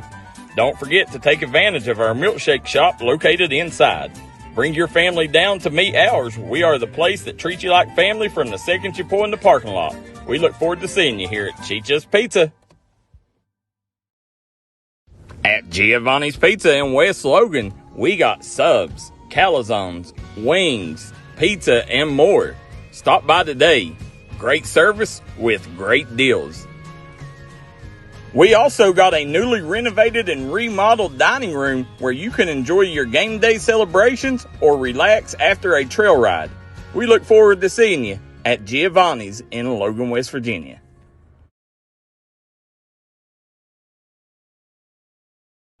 Ladies and gentlemen, welcome back to Bob Brewer Stadium. We're here in Naugatuck, West Virginia, where the visiting Tulsa Rebels lead over the Tug Valley Panthers 8-6 at the start of the second quarter. This is Dylan Morris here on the production. Andrew Evans on the call. And Andrew, we have had one exciting football game here in Mingo County this evening. Oh yeah, emotions running high here at Panther Stadium, and I expect a exciting second half with a score 8-6, still anybody's ball game, and I think both teams will come out here after halftime ready to play.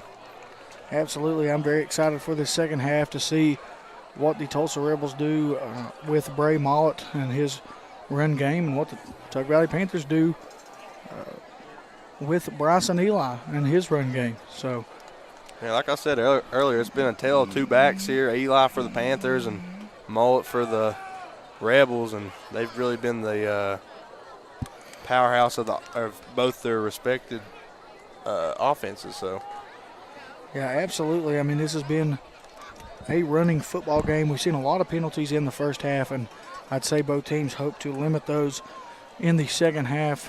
Both teams honestly showed quite a bit of potential throwing the ball, just unable to connect on the timing from their respected quarterbacks, Evans and May.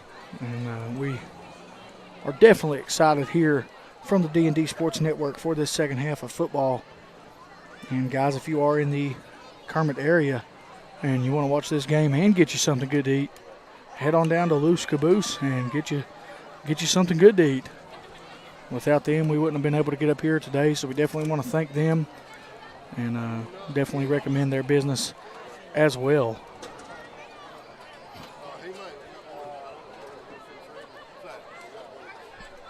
$2:13 to go before we start here.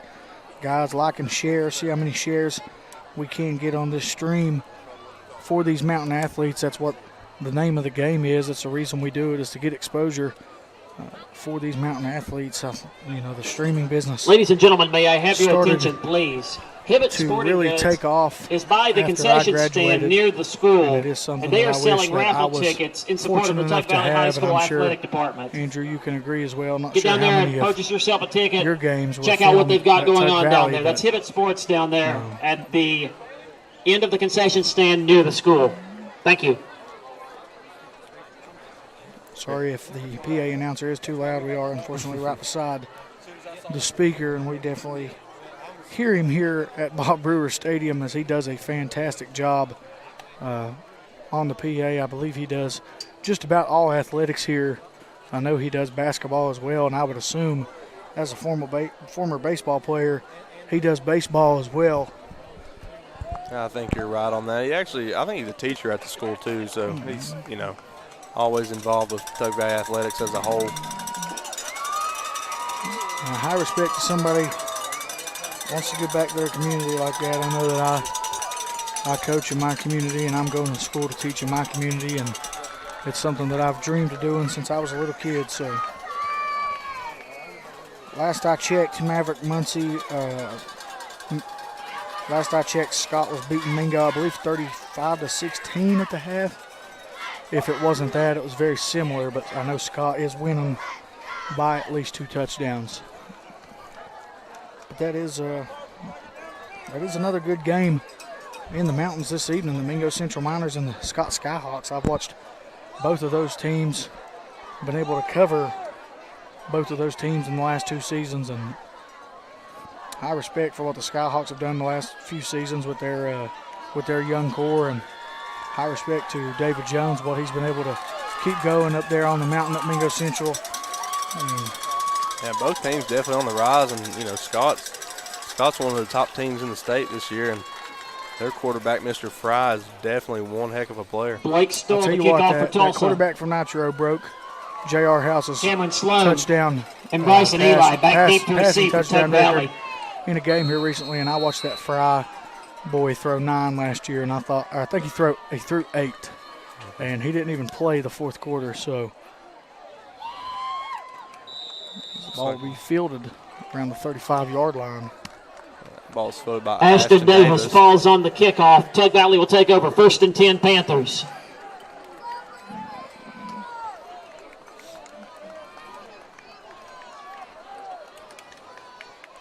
See what kind of offensive game plan the Tug Valley Panthers bring in. First play of the second half here, guys. We still stand 8-6. Tulsa in the lead, and Tug Valley with the ball to start the second half. Got twin receivers to the bottom of your screen. Markham lines up as the sniffer to the left. Got to think handoff here to Eli coming this way. But they do get a change in the play call. Eli with the carry. Looks like he's going to pick up about 4 or 5 yards on that carry. Adam Sloan, the ball carrier. 5. Brought down by the Rebels, number 0, John Gerald. Gain of 5 yards. Second down. 5 to go for Tug Valley. Ball spotted at the 42-yard line. The ball is on the 42-yard line over there on the far hash. Twin receivers this way. Markham sniffer to the left, and Eli lines up to the left. May takes a snap. He's going to hand off to Eli. Eli rushes to his right. Another decent carry there. Maybe pickup of 2 or 3 yards. Battling hard in the trenches are both the Tulsa Rebels and the Tug Valley Panthers. As this Bryson Eli, the ball carrier. a Tackle on the play by the Rebels, number 88. Ray football Mullet. teams. Gain of 4. Third down, 1 to go for Tug Valley. Ball spotted at the 45. Same formation for Tug Valley. They might go back to Eli here. And going to be a flag on the play.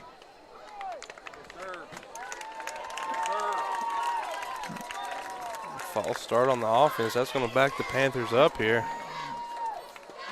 Likely going to get flag in the play. False start against the Panthers. 5-yard penalty. It will remain third down. As we're looking at now about a 3rd and 6 instead of 3rd and 1. 3rd and 1. And that definitely changes the play call for the coaching staff of the Tug Valley Panthers.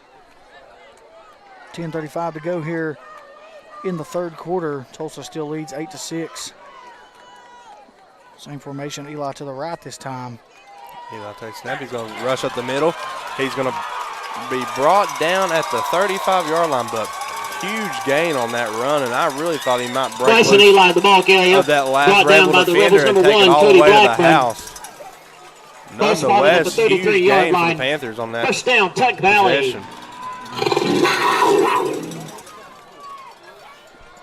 Tug Valley offensive line getting the better of the Tulsa Rebels on that play. Tug Valley going quick here. They're going to hand it off to Eli again. He's going to rush to the right, break a couple tackles.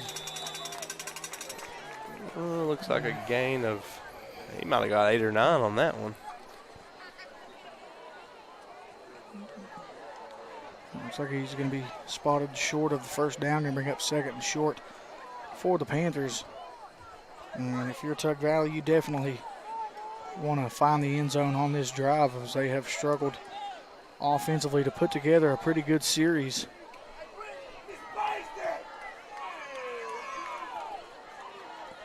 May takes the snap. He's going to hand off to Eli again. And up the sideline. And that's going to be good enough for a first down and then some.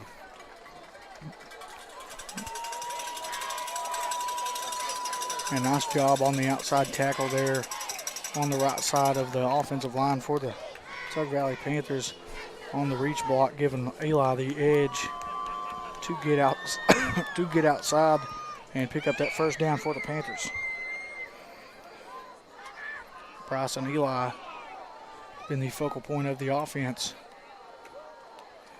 Thought it was going to be offsides there on the Rebels, but he must have held back and not entered the neutral zone. Those 2 or 3 Rebels kind of went a little too quick there, but I think they stayed in the neutral zone as well. May takes the snap. Actually, it's a direct snap to Eli, I think. He breaks a couple tackles, but bounces around. Now he's churning those feet. Gets all the way down to the 10-yard line, and now we have a flag on the play. 2 of them. Not sure if both referees seen the same thing or if we're going to have 2 separate flags here. It's going to be on the offense, and we will back them up.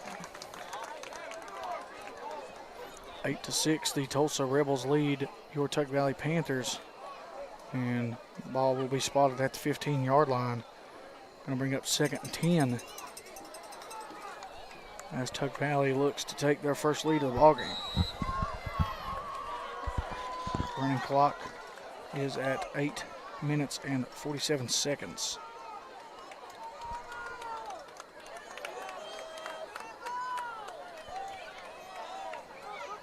Tug Valley sets up their offense.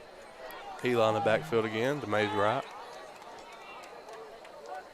May takes the snap. It's a handoff to Eli. He's going to rush left. He's turning upfield. He's going to get inside that 10-yard line there. It looks like he come out of bounds right at about the 8-yard line, maybe the 7.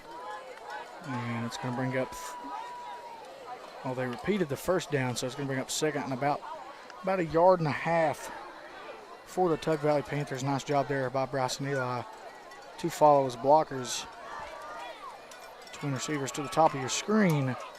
Markham is the fullback to the right. And you got to think, they're gonna ride what got them here and hand it off to Eli going that way. May take snap. Yep, right to Eli. He's going to drive up the middle. Looks like he's going to stay on his feet. Can he get in? Nope, and he's going to be brought down by a host of Rebels. Looks like Parker Watts was the main guy on that tackle there. But, man, Eli spun around 2 or 3 times. I thought he might break loose and make way into the end zone, but just short of the end zone, but due to forward progress, does pick up the first down for the Panthers. So we're going to be looking at 1st and goal from about the 3-yard line as Tug Valley looks to take their first lead of the ball game as they now trail 1st and goal for Tug Valley. Ball spotted at the 2-yard line. I'll slot right. Ball goes to Eli again. And that's a touchdown for Bryson Eli, his 2nd of the game. And that, folks, will put Tug Valley on top 12-8. And now we'll see if they're able to convert this 2-point conversion. Nice job by Eli there. Follow the fullback on the 24. Bryson Eli takes it in for the Tug Valley touchdown. Pretty good series there for the Tug Valley Panthers as they were able to eat up a 4th of the quarter as well and keep control of the ball and keep that offense off the field. May rolls out to his right. Throws a pass to Buddy Markham, and it's good. Tug Valley now leads this game 14-8. Buddy Markham in the end zone for the 2-point conversion. On the out route score by Buddy Markham, we're going to head in to a commercial break. With 8 minutes and 1 second left to play in the 3rd quarter. The score, Tug Valley 14. Gracie and Tate Merchandising has become a staple here in the Danville and Madison community. They'll make sure you find that treasure that's been eluding you. Everything you need under one roof. New items at discounted prices right here at Gracie and Tate Merchandising. Go Skyhawks!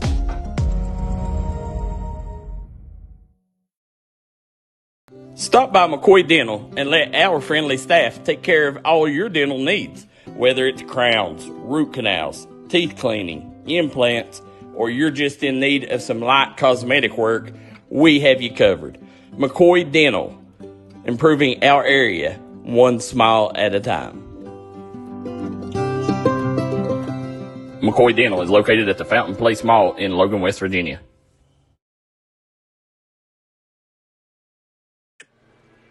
Call Restoration One, West Virginia's go-to cleanup crew. Don't let fire, wind, water damage ruin your property. Restoration One can get you back to 100% in the quickest time. Alrighty, guys, we're back here live at Bob Brewer Stadium here in Naugatuck, West Virginia, where the Tug Valley Panthers Aiden now lead Bosserman to kick off for 14-8 Tug over Valley. the Tulsa Rebels. Set off to kick is Bosserman. Looks like some confusion on the field there. I guess it's going to be offsides on the kicking team. They're going to move them back 5.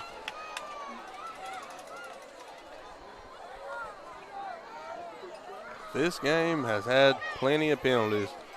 Absolutely. Flag on the play. Too many men on the sides. field against the Oh, Panthers. it's too many men on the field. Okay. 5-yard penalty. Let's try it again. So the ball will now take place at the 35-yard line as opposed to the traditional 40. Bosserman with a deep kick nonetheless. Fielded around the 25-yard line. Massive hit by number 23, Adam Sloan. And that Rebel. Fumble on the return. Recovered by the Panthers. Wow. And not only was it a huge hit by the Panthers, that ball was fumbled and now been recovered by the Panthers. So they're going to take over right there. Looks like on the 34-yard line. Or 34. First fumble on the play by the Panthers, number 12, I'm sure those Gavin Fitzpatrick. they are brothers. They are. Billy Zeke Jr. says, ooh, what a hit. Good job, Tug. And I tell you, that might be one of the better hits. That's the hardest hit I've seen probably all year. Yeah, I think that's one of the better hits that I have seen to this point. And you know, speaking of Adam Sloan with that hit, 1st and 10 for Tug Valley. Ball and spotted I'm surprised at the 33-yard I haven't brought this up line. before now. Tug Valley usually uses a run in tandem of Eli and Sloan, so Sloan usually gets a pretty decent amount of carries, but tonight it's kind of been all Eli in the backfield. Yeah, but with that hit and some fire lit under his butt, he may actually get some carries here as the Tug Valley Panthers lead 14-8 over the Tulsa Rebels. You know, not getting the carries he used to, but he still manages to make probably the biggest play of the game thus far for the Tug Valley Panthers. Absolutely, that's going to be a big driving point, especially if Tug Valley is able to come away with the score here and possibly go up 20-8 or 22-8, depending on whether they're able to score and get the conversion or not.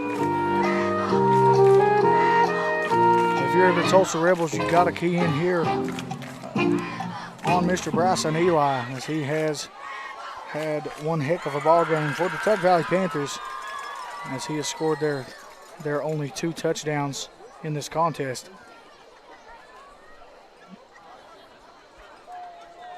Looks like Coach Haiti Ford for the Panthers may be upset again. There's been a lot of, seems like, confusion and just maybe the referees just haven't been on the same page as the coaches especially.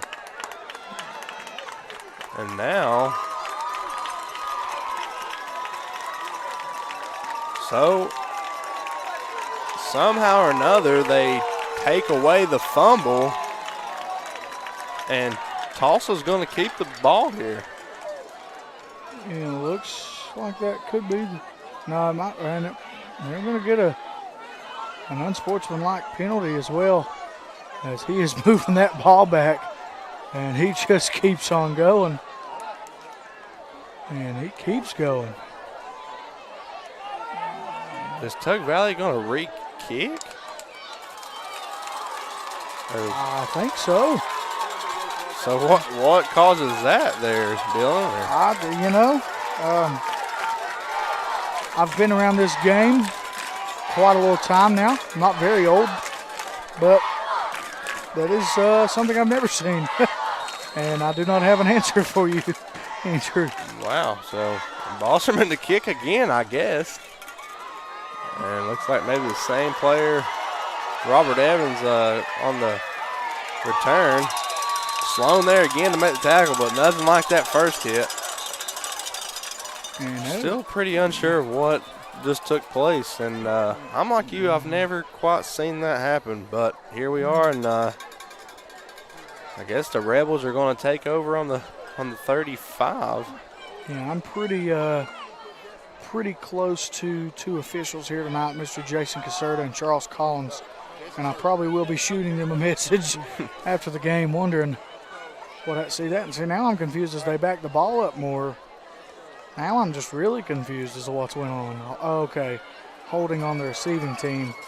Okay, at least that makes sense. But prior to that, I'm still kind of unsure. But nonetheless, we're going to continue this game. Evans back in the gun for the Rebels.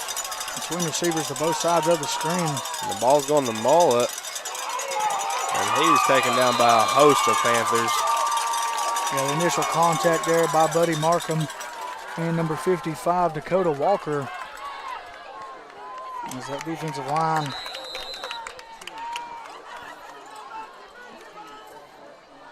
has been strong. Mr. Whitehead official calls an official timeout here as he's talking to the Tug Valley Panthers. Not sure why. Could be over the chippiness that we've seen in the ball game, but not sure why they would wait till this point, as we've seen multiple. As an official, I mean, if you're really concerned about that, the first action of taunting or just like you said getting chippy, you got to take action right when it first happens. If you wait this late in the game, it's really not going to help you much. Yeah, I mean, right now, this is just kind of a waste of time. I mean, I'm going to be honest. This is a heated rivalry in the mountains. This is not going to stop any extracurricular activity that goes on. I mean, we haven't seen anything too bad by either team. Just both teams fired up. Right, yeah, and you like to see them fired up. You don't want to see nobody come out here and fight. Just stay level-headed. It's been pretty okay for the most part. And this one's blown dead before it really gets started. Ladies and gentlemen, we are not joking with you. This is not a prank. There is another flag on the field. I think we may be going for a world record of penalty flags thrown in a high school football game tonight, but that is a false start on the Rebels, and that's going to back them up. We're going to see second and about 15 here as the moving clock runs to about 7 minutes in this third quarter, as this has been the longest minute of football that I have ever seen in my life. That is true. I can vouch for you there. And here we go again. And there is another whistle on the field.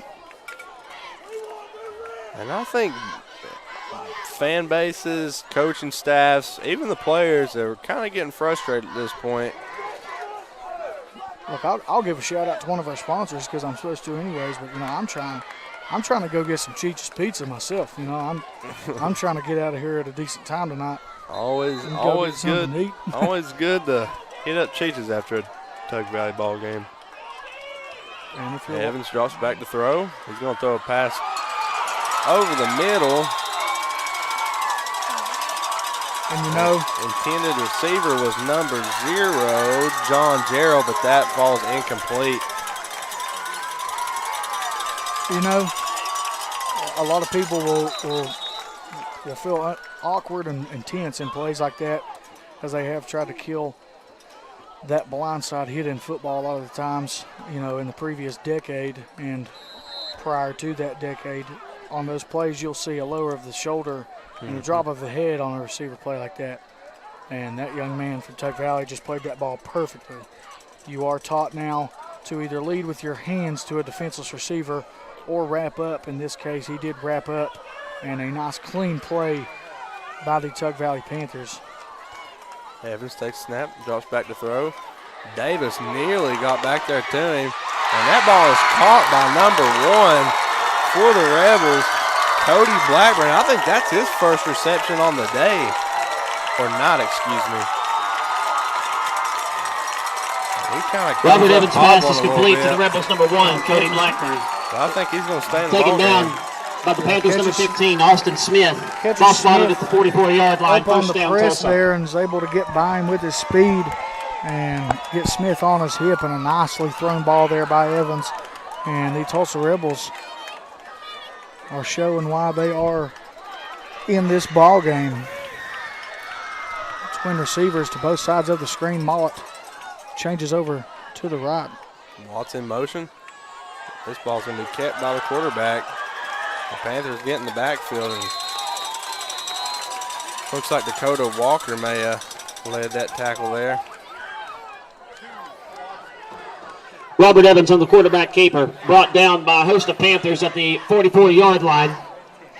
Guys, I know we mentioned Juju's Pizza, Austin but Smith in on if you're the watching tackle this for Tug stream and Valley. you are in the Kermit area and No you wanna gain, head second down, 10 to go for to Tulsa. Loose Ball spotted at Caboose the 44. and get you something nice to eat while you watch the ball game, I do recommend going and seeing those guys, and we want to thank them here at D&D Sports for helping us out.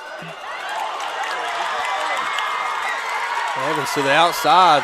He's going down the sideline. He's going to be brought out of bounds by Kane Thompson, but Robert big Evans, the gain ball for carrier. the Rebels with Flag Robert on the Evans play. on the carry. And as you probably heard from the PA announcer, we have another flag here at Bob Brewer Stadium. Yeah, and we'll see what call is here. And if it don't go against the Rebels, nice play by Tulsa. Nice job by that offensive line to hold their blocks and give Evans time to get outside. And it is going to be a hold. Holding penalty against the Rebels. So Holding against the Rebels. 10-yard penalty that for could the be spot of the deflating foul. for the It will Rebels, remain having second to back down. it up after a big play. Lisa Kirk says one thing for sure, the ball and the whistle have to be worn out. And I do agree. I would agree with that.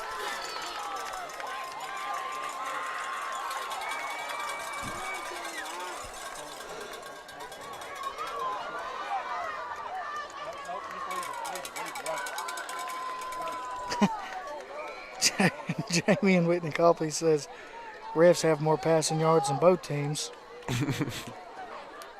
You know, that could almost be a valid statement as run heavy as this game's been. Evans drops back to pass. Davis for the Panthers back with some pressure. He throws the ball, and it's going to fall out of bounds. Now, fans tuning in, you may or may Robert not Evans' know pass this, falls incomplete. but number 13 for the Ashton Tug Valley Davis on the Panthers, hurry. Ashton Davis, actually leads the state of West Virginia in sacks currently. It's third down.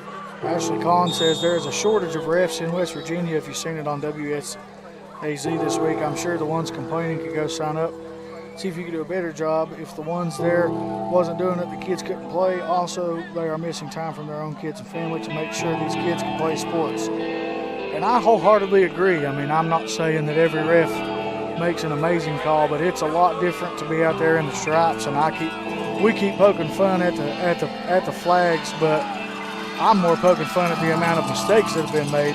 Not the referees. Yeah, really. I'm well aware. You know, for the most part, these have been the right calls made. It's just like you said, you kind of get tickled a little bit at the amount of mistakes made by both these ball clubs. Now, especially in what week are we in now? 4, 5? Oh, yeah. And now I will say on the re-kick, I still do not know what happened there. But And there's Davis, just like I brought up a while ago on that tackle there.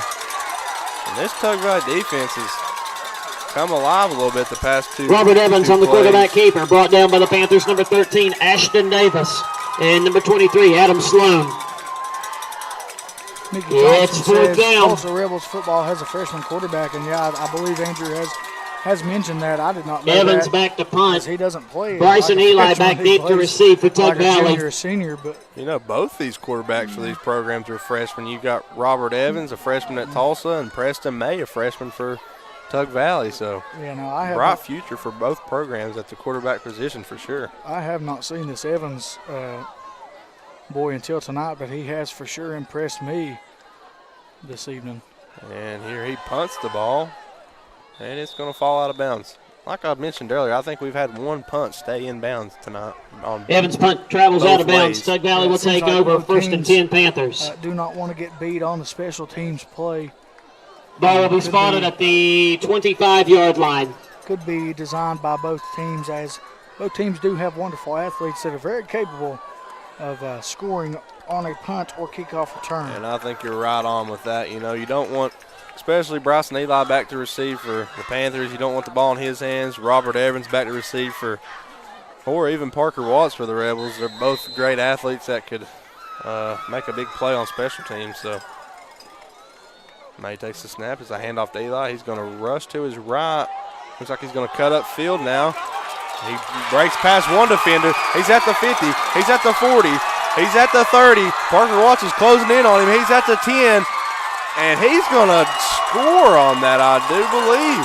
And that is a touchdown for your Tug Valley Panthers. Bryson Eli's third touchdown on the night. That brings our score to 20-8 in favor of the Panthers.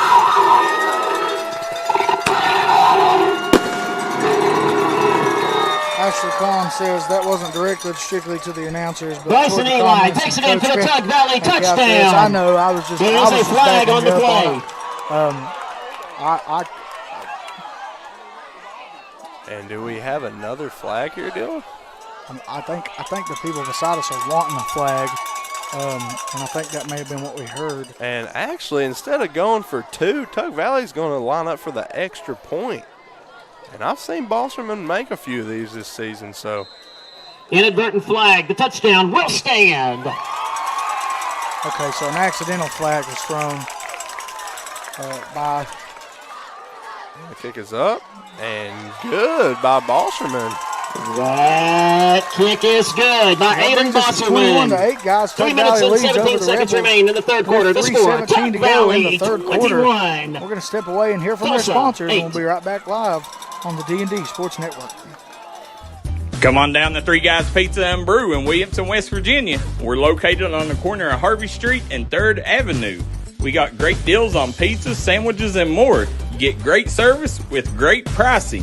Enjoy your birthday or ball games with us here at Three Guys Pizza and Brew. Look forward to seeing you.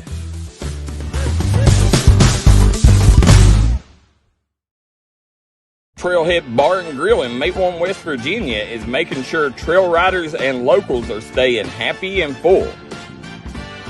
One thing's a guarantee at Trailhead is great food and great service.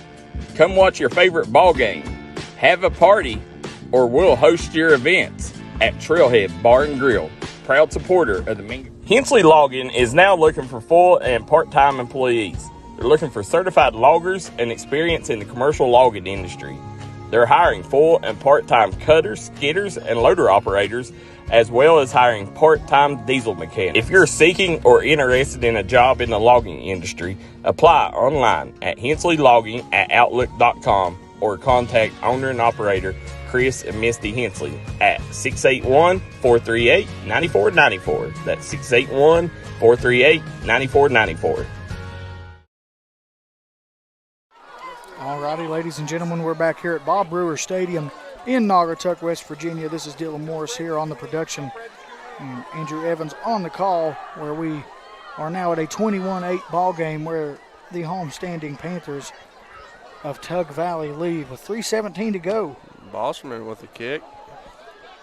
That's actually going to be fielded by the Rebels. I think that's Evans with the ball, and there's a multitude of Panthers on that play, and looks like a little scuffle going on back here between Jackson Nene Mills and unsure of the Rebel player there. I'm not really sure what happened.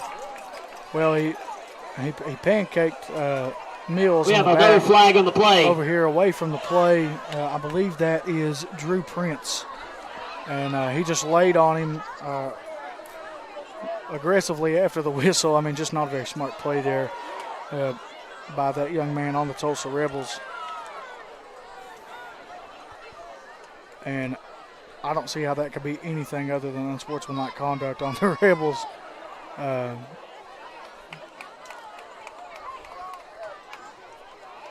And it just the coaches for Tulsa are not very happy, and I'm gonna be honest.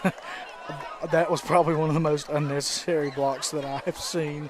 in high school football. Kind of uncalled for, you know. Well, he did a great job blocking the guy. I mean, he did a fantastic job blocking the guy out of the play, but Tulsa takes once over you're first and 15 10 yards from the Rebels. play and the whistle's blown, I mean, you just got to get up off the ground. I mean, he laid on him on purpose. Right. And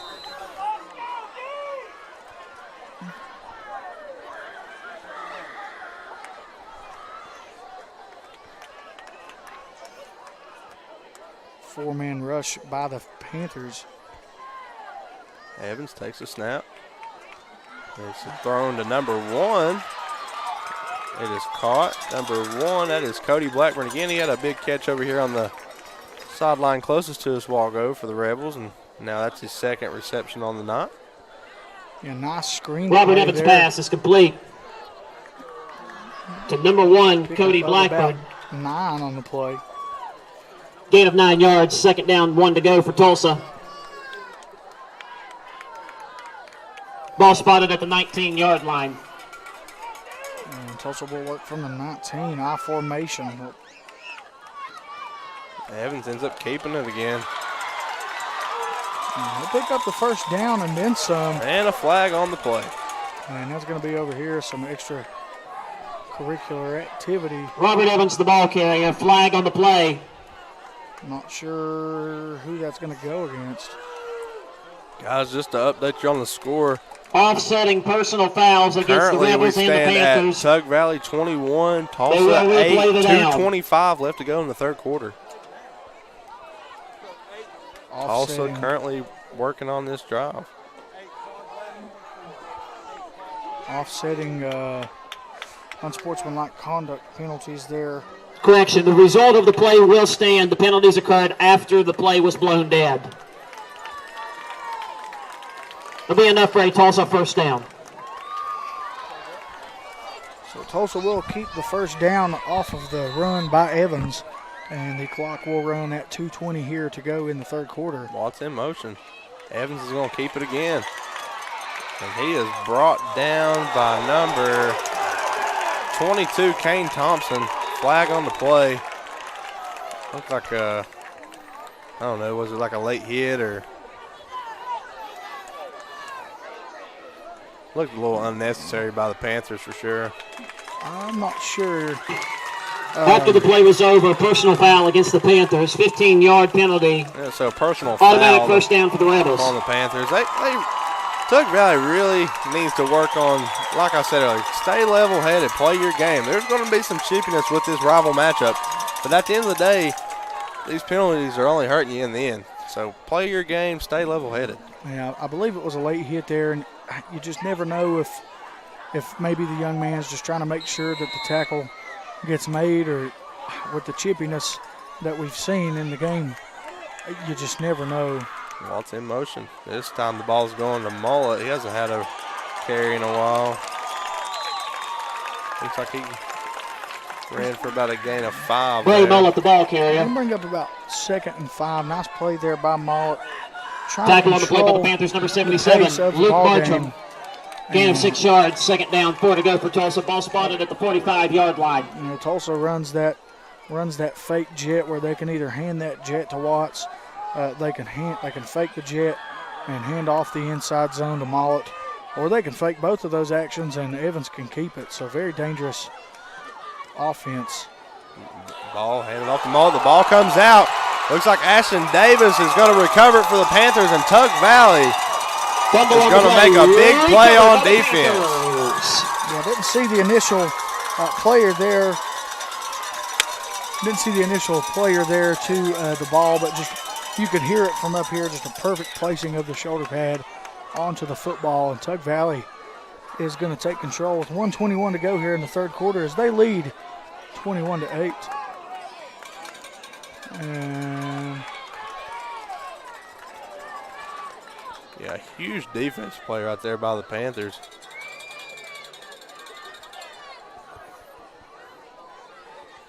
And now their offense is going to take over on, looks like, near the 46-yard line. A nice job there by Davis to be able to recover on that fumble. Tough break for Mullet as he has had a fantastic game running the football for the Tulsa Rebels. Fantastic ball game tonight here in Naugatuck. May takes the snap, hands it off to what I believe is to be Eli, but that time he goes nowhere. And met by number 77, Levi Parsley, on the inside interior of that defensive line for the Tulsa Rebels. Bryson Eli, the ball carrier. Brought down at the line of scrimmage. And that's going to bring up 2nd and 10 as no gain. Tackle on the play by the Rebels, number 77, Levi Parsley. No gain on the play, 2nd down. 10 to go. 21-8. Tug Valley leads. 40 seconds to go here in the 3rd quarter. Twin receivers to the top of the screen. He's going to roll out right. He's going to throw deep downfield to Cameron Sloan, and it's just not brought in. Not a bad ball there. You really, more times than Mays not, pass falls incomplete. I expect Cameron Sloan to make that play. Intended for number 1, Cameron Sloan. That quarterback receiver brings up 3rd down, 10 to go for Tug Valley. Ball spotted at the 46-yard line. That was May's favorite target last year, as they was both in middle school, and they made a lot of big plays downfield in the air, just like that one. But Sloan unable to bring that one in, so brings up 3rd down and 10. May drops back to pass, throws it over here to Eli, I believe. He's brought out of bounds, and there's a flag on the play. Preston May's pass is complete to number 28, Bryson Eli. Flag on the play. We got 2 very good design pass plays by the Panthers. First being the wheel route, does exactly what it's supposed to do, and then the screen play, you can read it from a mile away from the deep routes of the wide receivers.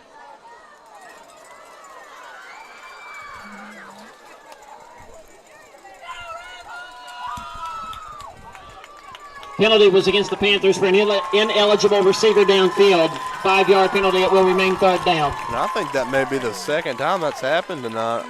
Can't remember if the first one was on Tug Valley or Tulsa, but I don't remember the formation they were in, but if they done the twin receivers to the top with a tight end,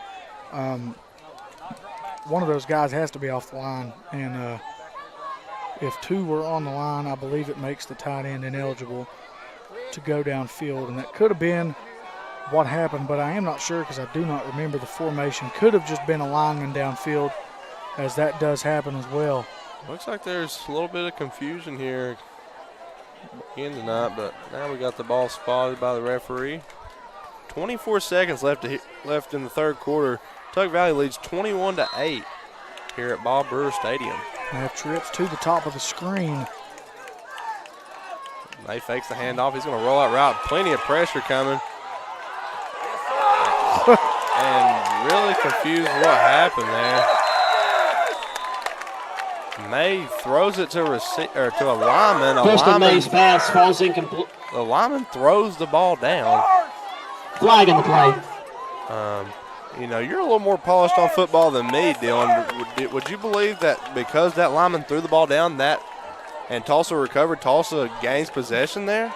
With the pass being in the backfield, I do believe that is supposed to be recorded as a fumble, and it should be Tulsa Rebel football. Oh, so just a huge mental error by Jacob Jones, which no knock on that kid, because to be honest, I wouldn't really know the official call on that either. I think he just kind of got frustrated that the ball ended up in his hands. I think he would like to see May throw the ball to an actual eligible receiver, but now the officials kind of huddle up. Just a little more chaos for tonight's game, but it's been a great place to be here tonight. Justin Mills says, D&D, you need a scoreboard. We usually do have a scoreboard. We were unable to set it up tonight, but we have done a very consistent job of reminding people of the score and the time on the clock. Sorry about that, but we do usually have a scoreboard, but due to the amount of people on the top here, as I'm still waiting on the official call from the officials. I do think it's the conclusion of the 3rd quarter. Maybe that's why Tug Valley's heading to the sideline. But kind of unsure, because now Tulsa stays out like they're about to run a play.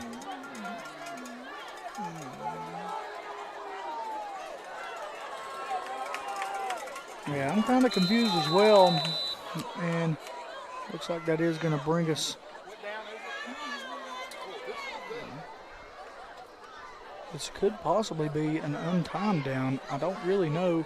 I would think it would be the quarter. There's no time left on the clock. I think that's going to be the end of the third. Tug Valley leads 21-8. We're going to head into the commercial break. Tug Valley leads 21-8 at the end of the third quarter. We'll be right back live on the D&D Sports Network. Here at Appalachian Medical, our team has extensive experience in dealing with respiratory disease. That's why we specialize in respiratory products and disease management. We want to bring our knowledge and know-how to help patients live a healthier life. Appalachian Medical was developed by clinical professionals. We have more than 30 years of combined experience in respiratory disease management, case management, critical care, and more. Our respiratory therapists are skilled and compassionate. With offices in Kentucky, West Virginia, Indiana, Ohio, and Pennsylvania, let us be the ones you trust with your medical health care.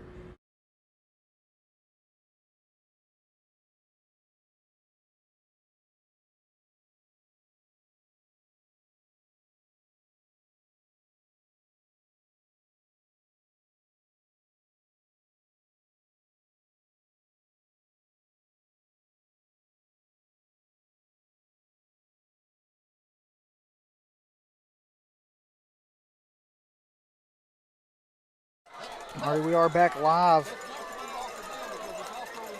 So it looks like Tug Valley's going to keep possession, but now they're going to punt due to the 4th and long there. And that ball's going to take a nice bounce. Cameron Sloan's going to pick it up. Bryson Eli's punt down by the Panthers at the 21-yard line. Tulsa will take over 1st and 10 to Rebels. listen in and find out what was going on the field so we could update you guys as we come back. But we are back live for the start of the fourth quarter, where the Tug Valley Panthers lead 21-8, and the Rebels will take over around the 21-yard line.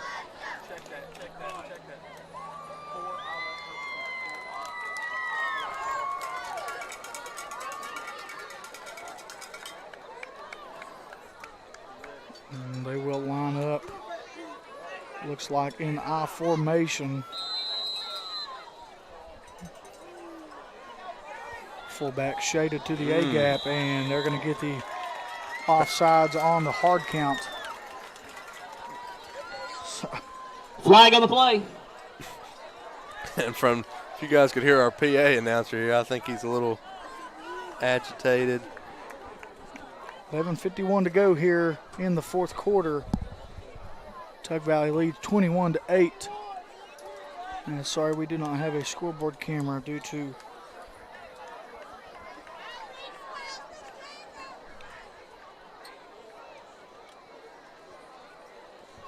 And it's going to be 1st and 5 for the Rebels after that penalty on the Panthers. We've got twin receivers on both sides of the screen. Mullet will line up to the left. Going to think inside handoff. Nope. Drop back to pass, and he's going to throw a deep ball down here to Parker Watts. And that is intercepted by Bryson Eli. And I think the official may be saying that it hit the ground after the pass is hit ruled by an incomplete pass.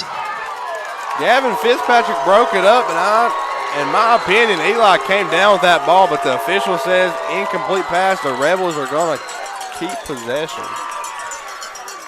A tough break there for Tug Valley, as they do have a 21-8 lead. Had they come up with that interception and been able to get a score, could have potentially been the nail in the coffin. Remains 2nd down, 5 to go for the Rebels.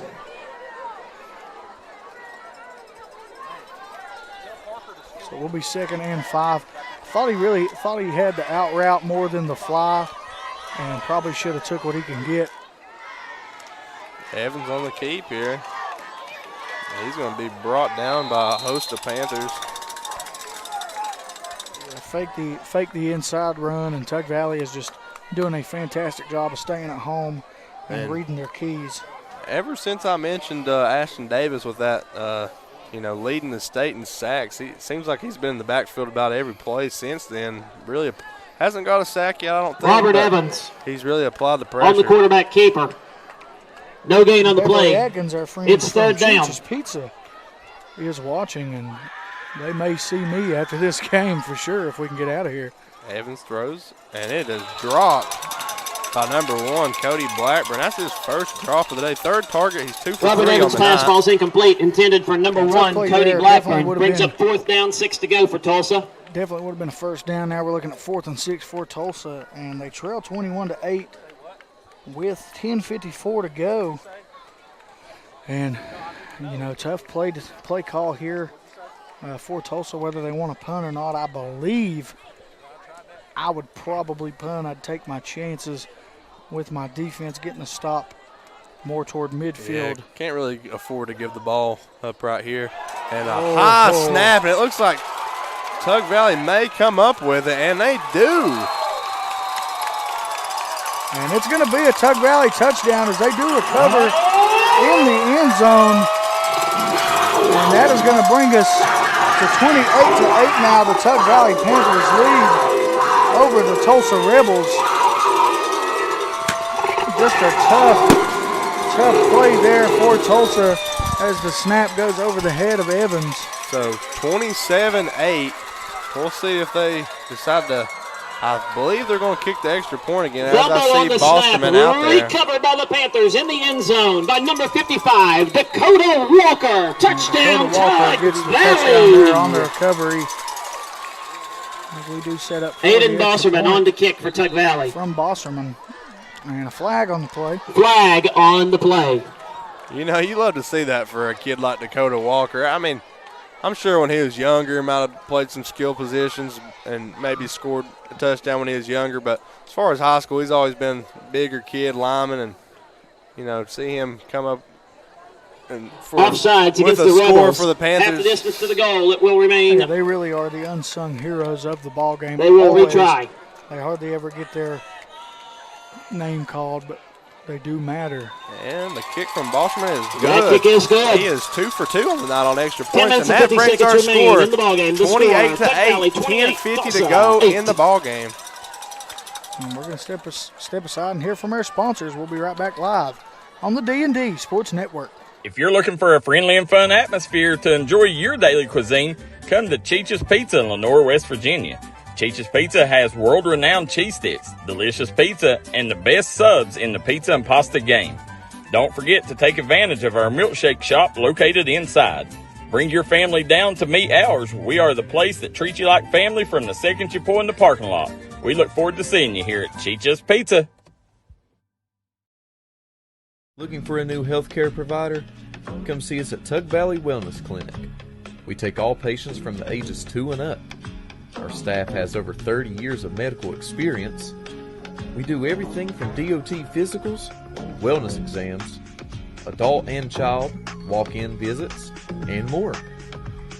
Call us today at 304-236-3601 or reach us Monday through Friday.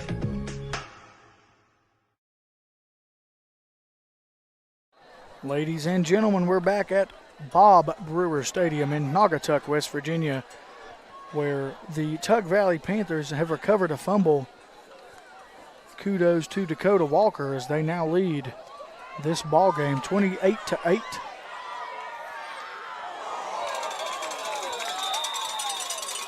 Nice. Big hit again on special teams for the Panthers.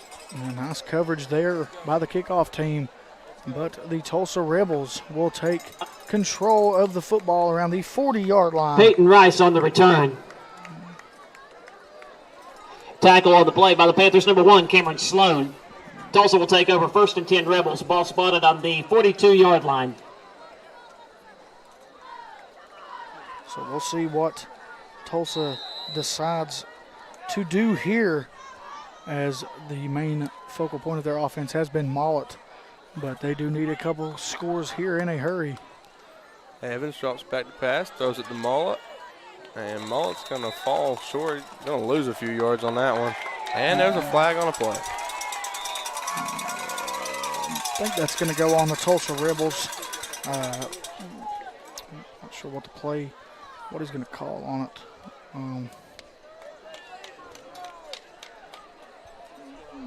And we will back them up. I think that goes from the spot of the foul. now they changed a couple of those play calls or those penalty calls, and whether they would be taken from the spot of the foul or the line of scrimmage. And I believe that is from the spot of the foul, or it looks as if so. So they will now line up with first and about 30.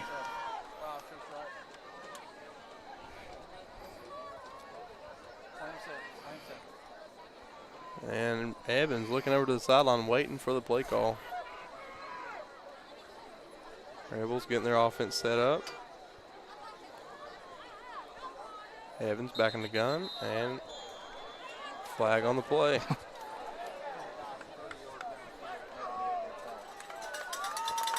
This is the fourth quarter of football at Bob Brewer Stadium. 28-8, the Panthers lead, and they're going to back the Rebels up some more.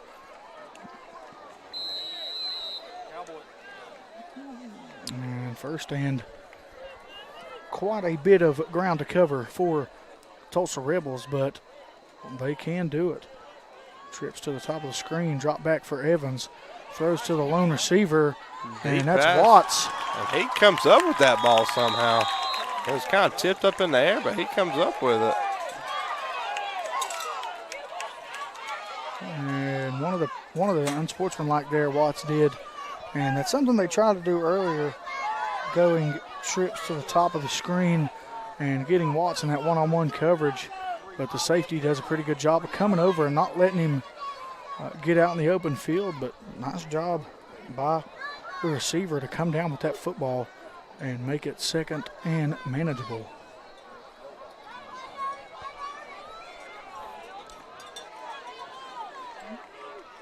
Some I-wing right, or I-wing left.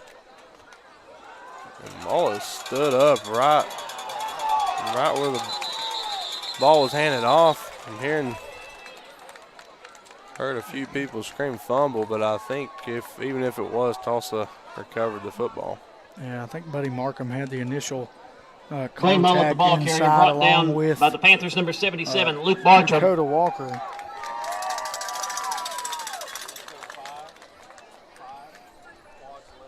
And nice job by the Tug Valley defense, especially that interior defensive line. And Ashton Davis on the outside to jump on the football. It's going to bring up third and about 15 to go. Evans in the gun, takes the snap, drops back to throw. He's going to roll to his left, and he's just going to throw that ball out of bounds after the pressure coming from the Panthers. A little frustration there by Evans as he's Robert Evans rolling out of the throws it away. Rolling out of the pocket. For an incomplete pass. And, I mean, he's looking at Brings his up fourth receivers, down and for the Rebels. I mean, they're not making much of an effort to get open, and he's like, I mean, he's just wondering, guys, you know, I'm trying to make something happen, and I ain't got nowhere to go with it. So going to be fourth and long. Got to expect a punt here for the Rebels. And I do not have a statistic on how many flags have been thrown.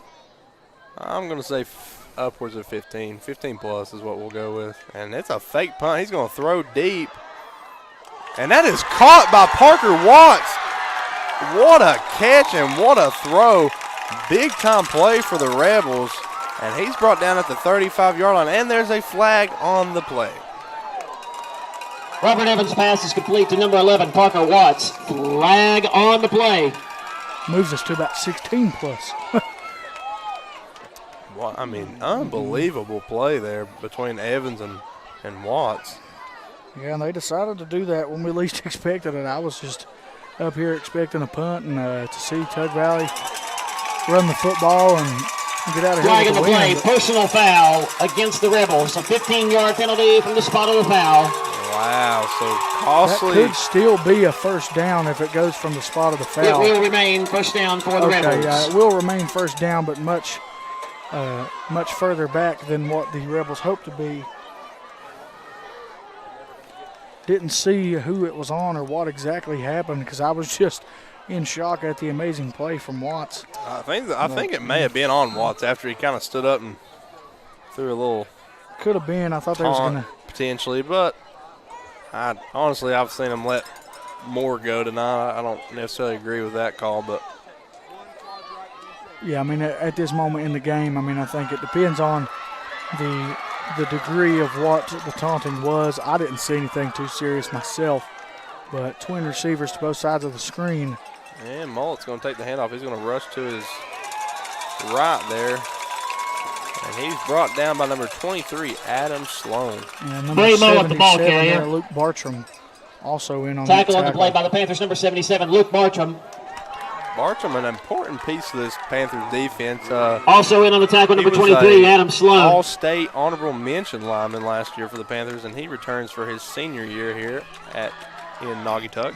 Second down, 12 to go for Tulsa. Ball spotted at the 44-yard line. Lone receiver to the top is Watts. Mullet in the back, but he looks gassed. But he's prepared to block. Big tackle by freshman Kane Thompson. Robert Evans sacked on the play by the Panthers' number 22, Kane Thompson.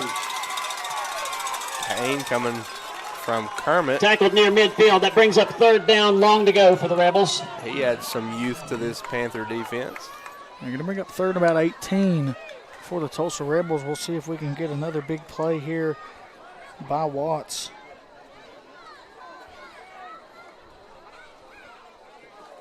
And it looks like they will go trips to the bottom of the screen, and Watts be the lone receiver to the top, trying to get him in the one-on-one coverage.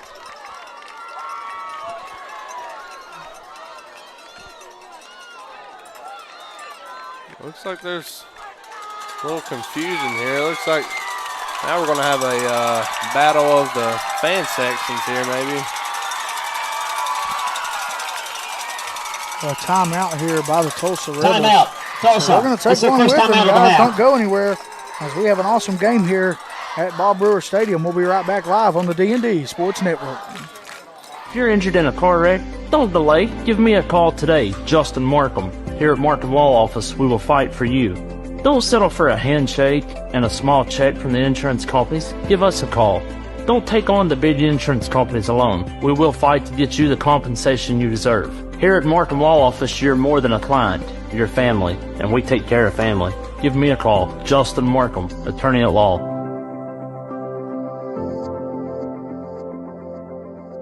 If you're injured in a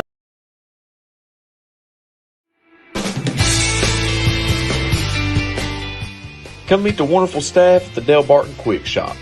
They got all your cold food needs, along with tobacco.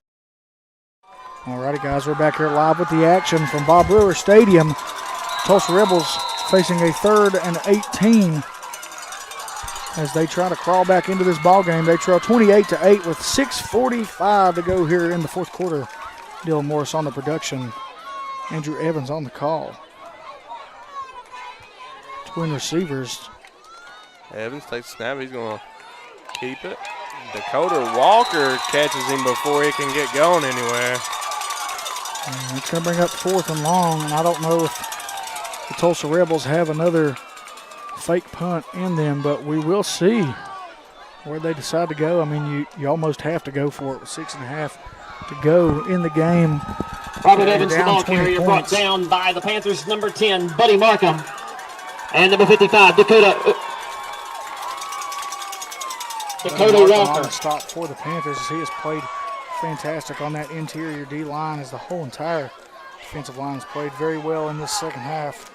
Yeah, I kind of expect Evans to probably pull something out, pull another trick out here. I mean, if you punt, kind of danged if you do, danged if you don't kind of thing. Yeah, he fakes the punt. And he's kind of broken up by Adam Sloan there. Nonetheless, turnover on downs, and Tug Valley is going to take over as the offense comes back out on the field. Tug Valley leads this game 28-8. Robert Evans pass ball is incomplete. Left in the Tug ball Valley game. will take over possession, 1st and 10 Panthers. To go here. I'm expecting some runs. Honestly, I'm actually expecting some runs from Adam Sloan as opposed to Bryson Eli. Slow the ball down, get Sloan some well-deserved carries, as he has played phenomenal defensively for the Panthers, and slow that clock down and get out of here with a hard-earned win on homecoming night for the Tug Valley Panthers. As the Tulsa Rebels have made them work for this projected win, as they do lead by 3 scores. And hand off to Eli. He's going to rush to his left. Looks like he's going to get to the outside. Eli down the sideline, and he steps out of bounds. But Bryson Eli, the ball carrier. And that just kind of puts the Tug Valley offense in a nutshell. That play there just all been dominated by Steps out of bounds at the 30-yard line. First down, Tug Valley. That does kill the clock, though, so 5:37 on a stop clock. As the Rebels only trail by 20, they would have to be trailing by 35, I think, for the clock to be running all the time. So we will have. Man takes a snap. He's going to throw, and I think it is caught by Cameron Sloan. Touchdown, Cameron Sloan. Weston Mays pass. And that ball probably could have been caught by either Buddy Markham or Cameron. But I think it kind of got to a thing where Buddy was just like making sure Cameron got it. And Cameron Sloan finds the end zone for the first time tonight. Yeah, and it is now 34-8 here at Bob Brewer Stadium. Weston Mays pass is complete Tug Valley to number Panthers 1, Cameron Sloan, who takes it in for the Tug fantastic Valley touchdown. And Aiden Bosterman back out to kick the extra point for the 3rd time tonight. He's 2 for 2 so far. And that one goes in, but there is a flag on the play. Pre-snap. That's going to be a false start on Watts as he took off just a bit early.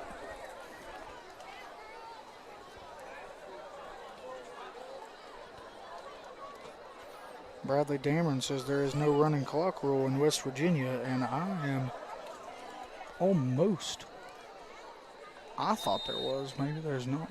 But I kind of thought, I a think couple weeks ago when whoever beat South Charleston pretty badly, I mentioned that might have been a special exception. Just Flag on the play. Well, considering it was 95 to whatever it was, 0. But I think it may be that there's not it could be that there's not a rule, but there can be a decision made, because I do know when Mingo was up on, I don't remember who they played the second week, but I do know that they did run the clock.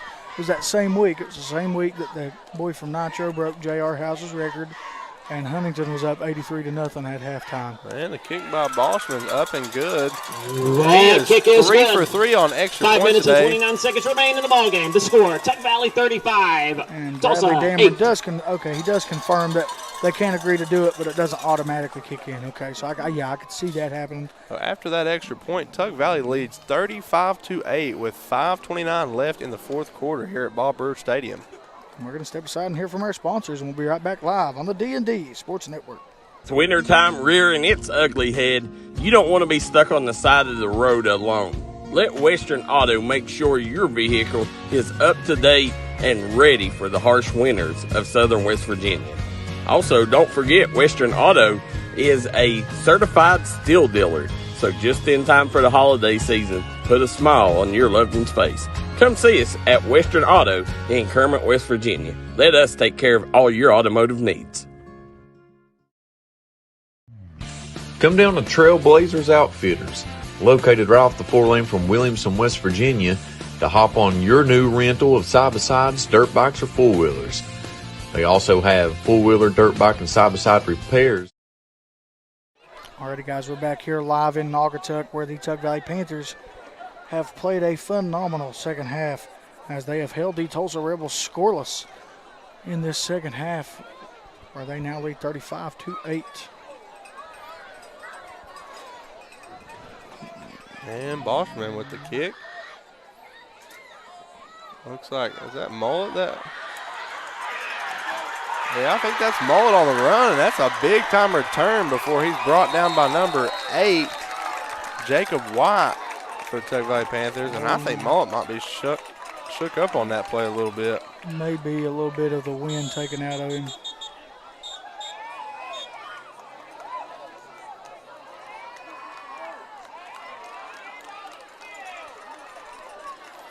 As we're going to have a sideline interference here on the Tulsa Rebels as longtime referee Charles Collins trying to take control of this ball game.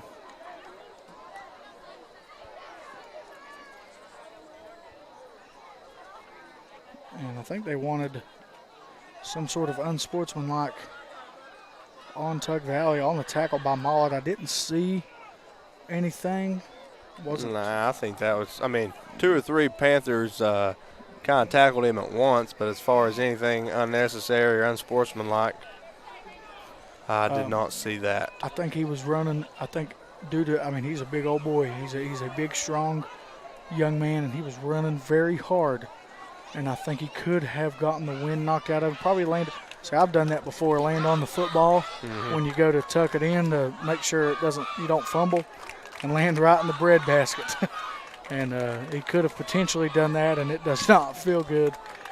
Yeah, I could only imagine how that would feel. Now, when he came over to the sideline, he's kind of tending to that his right arm. It seemed like, and I think he may have landed on his arm kind of awkward sideline as well. violation against the Rebels. Could be. And with 5:20 to go, the Panthers lead to 35-8, but Tulsa does have the ball on the 33-yard line in Panther territory, and if they can get a quick score here, I mean, it makes it a little bit more interesting. But it looks like as for now, both teams are going to go to their sidelines, so we're going to take a quick step from the action, and we'll be right back live on the #1 source of sporting news in the mountains, the D&D Sports Network. Whether you're buying or selling, you get the best deals at Ultimate Pawn in Kermit, West Virginia. They got great deals on weed eaters, chainsaws, yard equipment, laptops, game systems. They got the latest in video games. They got handguns, shotguns, rifles, great deals on ammo, and also a large selection of knives for you knives collectors. That's Ultimate Pawn in Kermit, West Virginia. Come see us. Ultimate Pawn is also Cerakote and Guns. If you're looking to get your firearm personalized, stop by Ultimate Pawn in Kermit, West Virginia.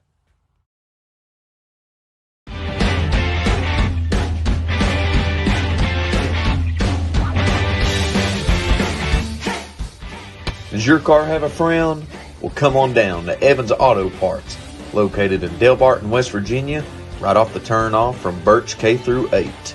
When your cash is tight, they make sure the price is right. Come on down to Evans Auto Parts.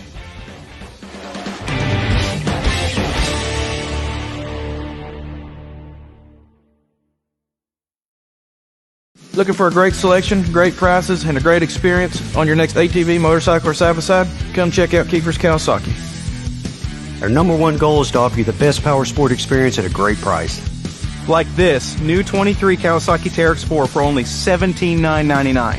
Before you write that check, check with us. And remember, your adventure starts here at Kiefer Kawasaki.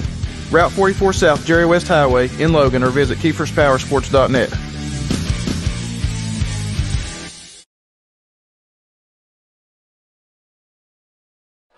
All right, guys, we're back here live at Naugatuck, waiting on the officials to give the okay for the resume of play as the Rebels get ready to take over. We need security and law enforcement to the sideline at this time.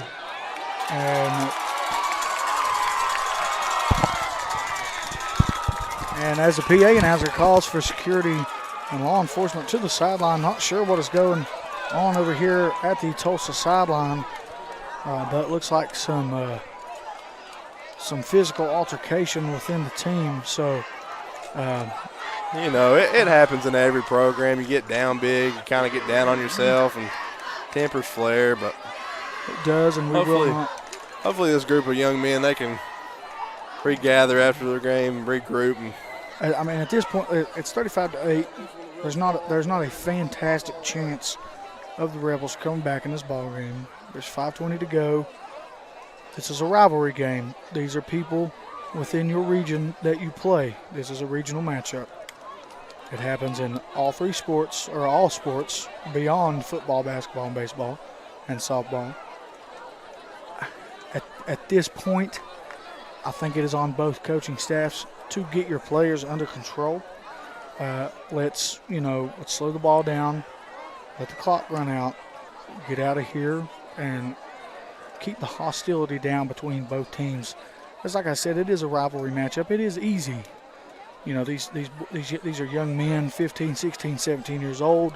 They got all this anger built up, all this testosterone, and we're on a Friday night football. We're on a Friday night football field in front of all these fans, and I am all for the safety of all student athletes in the mountains for sure, and I would like to just see everyone get along here from the D&D Sports Network, as it seems like both teams are going to take the field now and resume the ball game. And, they've done a good job of keeping that situation under control, and I think everybody's kind of separated now, and now we can resume play. 35-8, Tug Valley leads with 5:20 to go left in the ball game. Evans under center. I-wing right. He's just going to keep it. And nice gain. I'll be close to a first down. They're going to be brought down about the 18-yard line. And the clock will stop until the ball is set. And he did pick up a first down there, so nice run by Evans. You can see by the look of Evans' jersey, he has really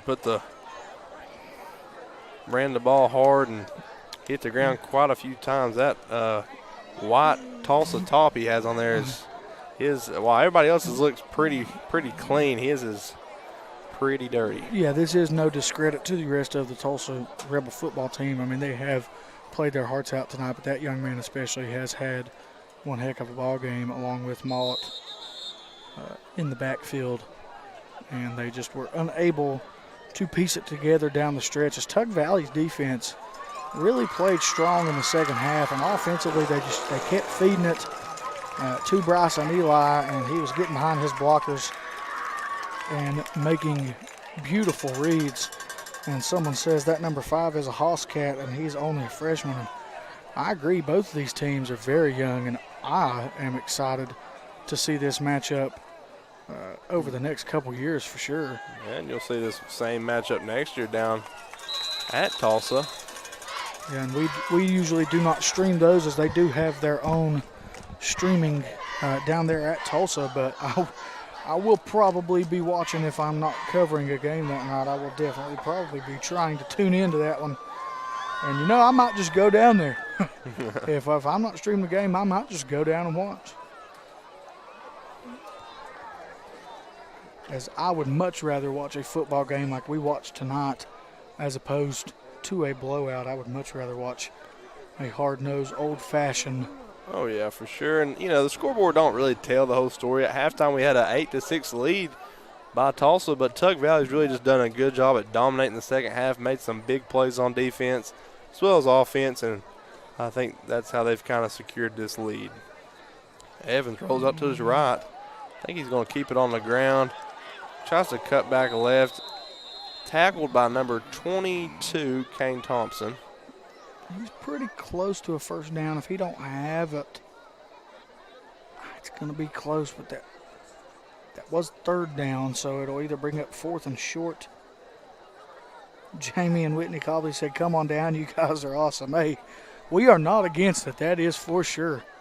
I will be the first to volunteer to come down there and cover that game. I am a big fan of both of these schools, and if I wasn't before, I definitely am after tonight, that's for sure. Always fun. Like I said, no matter the sport, if it's a Tug Valley Tolsia game, you're going to see a packed house and you're going to see a pretty good ball game. I'm going to zoom in here on Mr. Evans as he comes out of the ball game with a standing ovation. Nothing to hang his head about. I mean, like we said, freshman, played a heck of a game. He may be done for the night just as we close in on the end of the game. 35-8, Tug Valley leads with the clock running. We're at 2:27. Actually stopped at 2:27 now.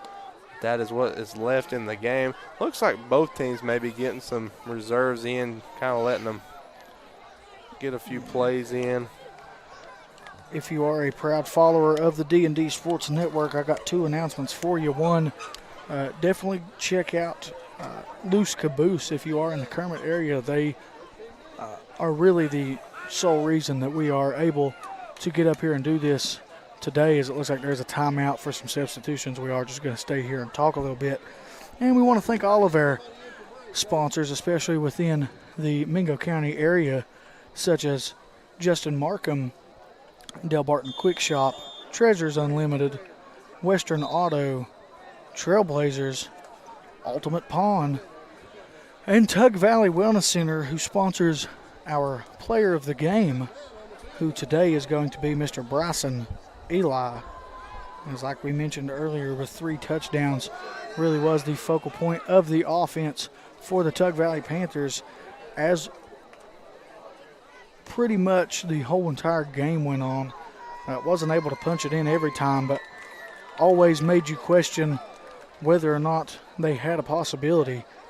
And kudos also to the Tug Valley defense in the second half.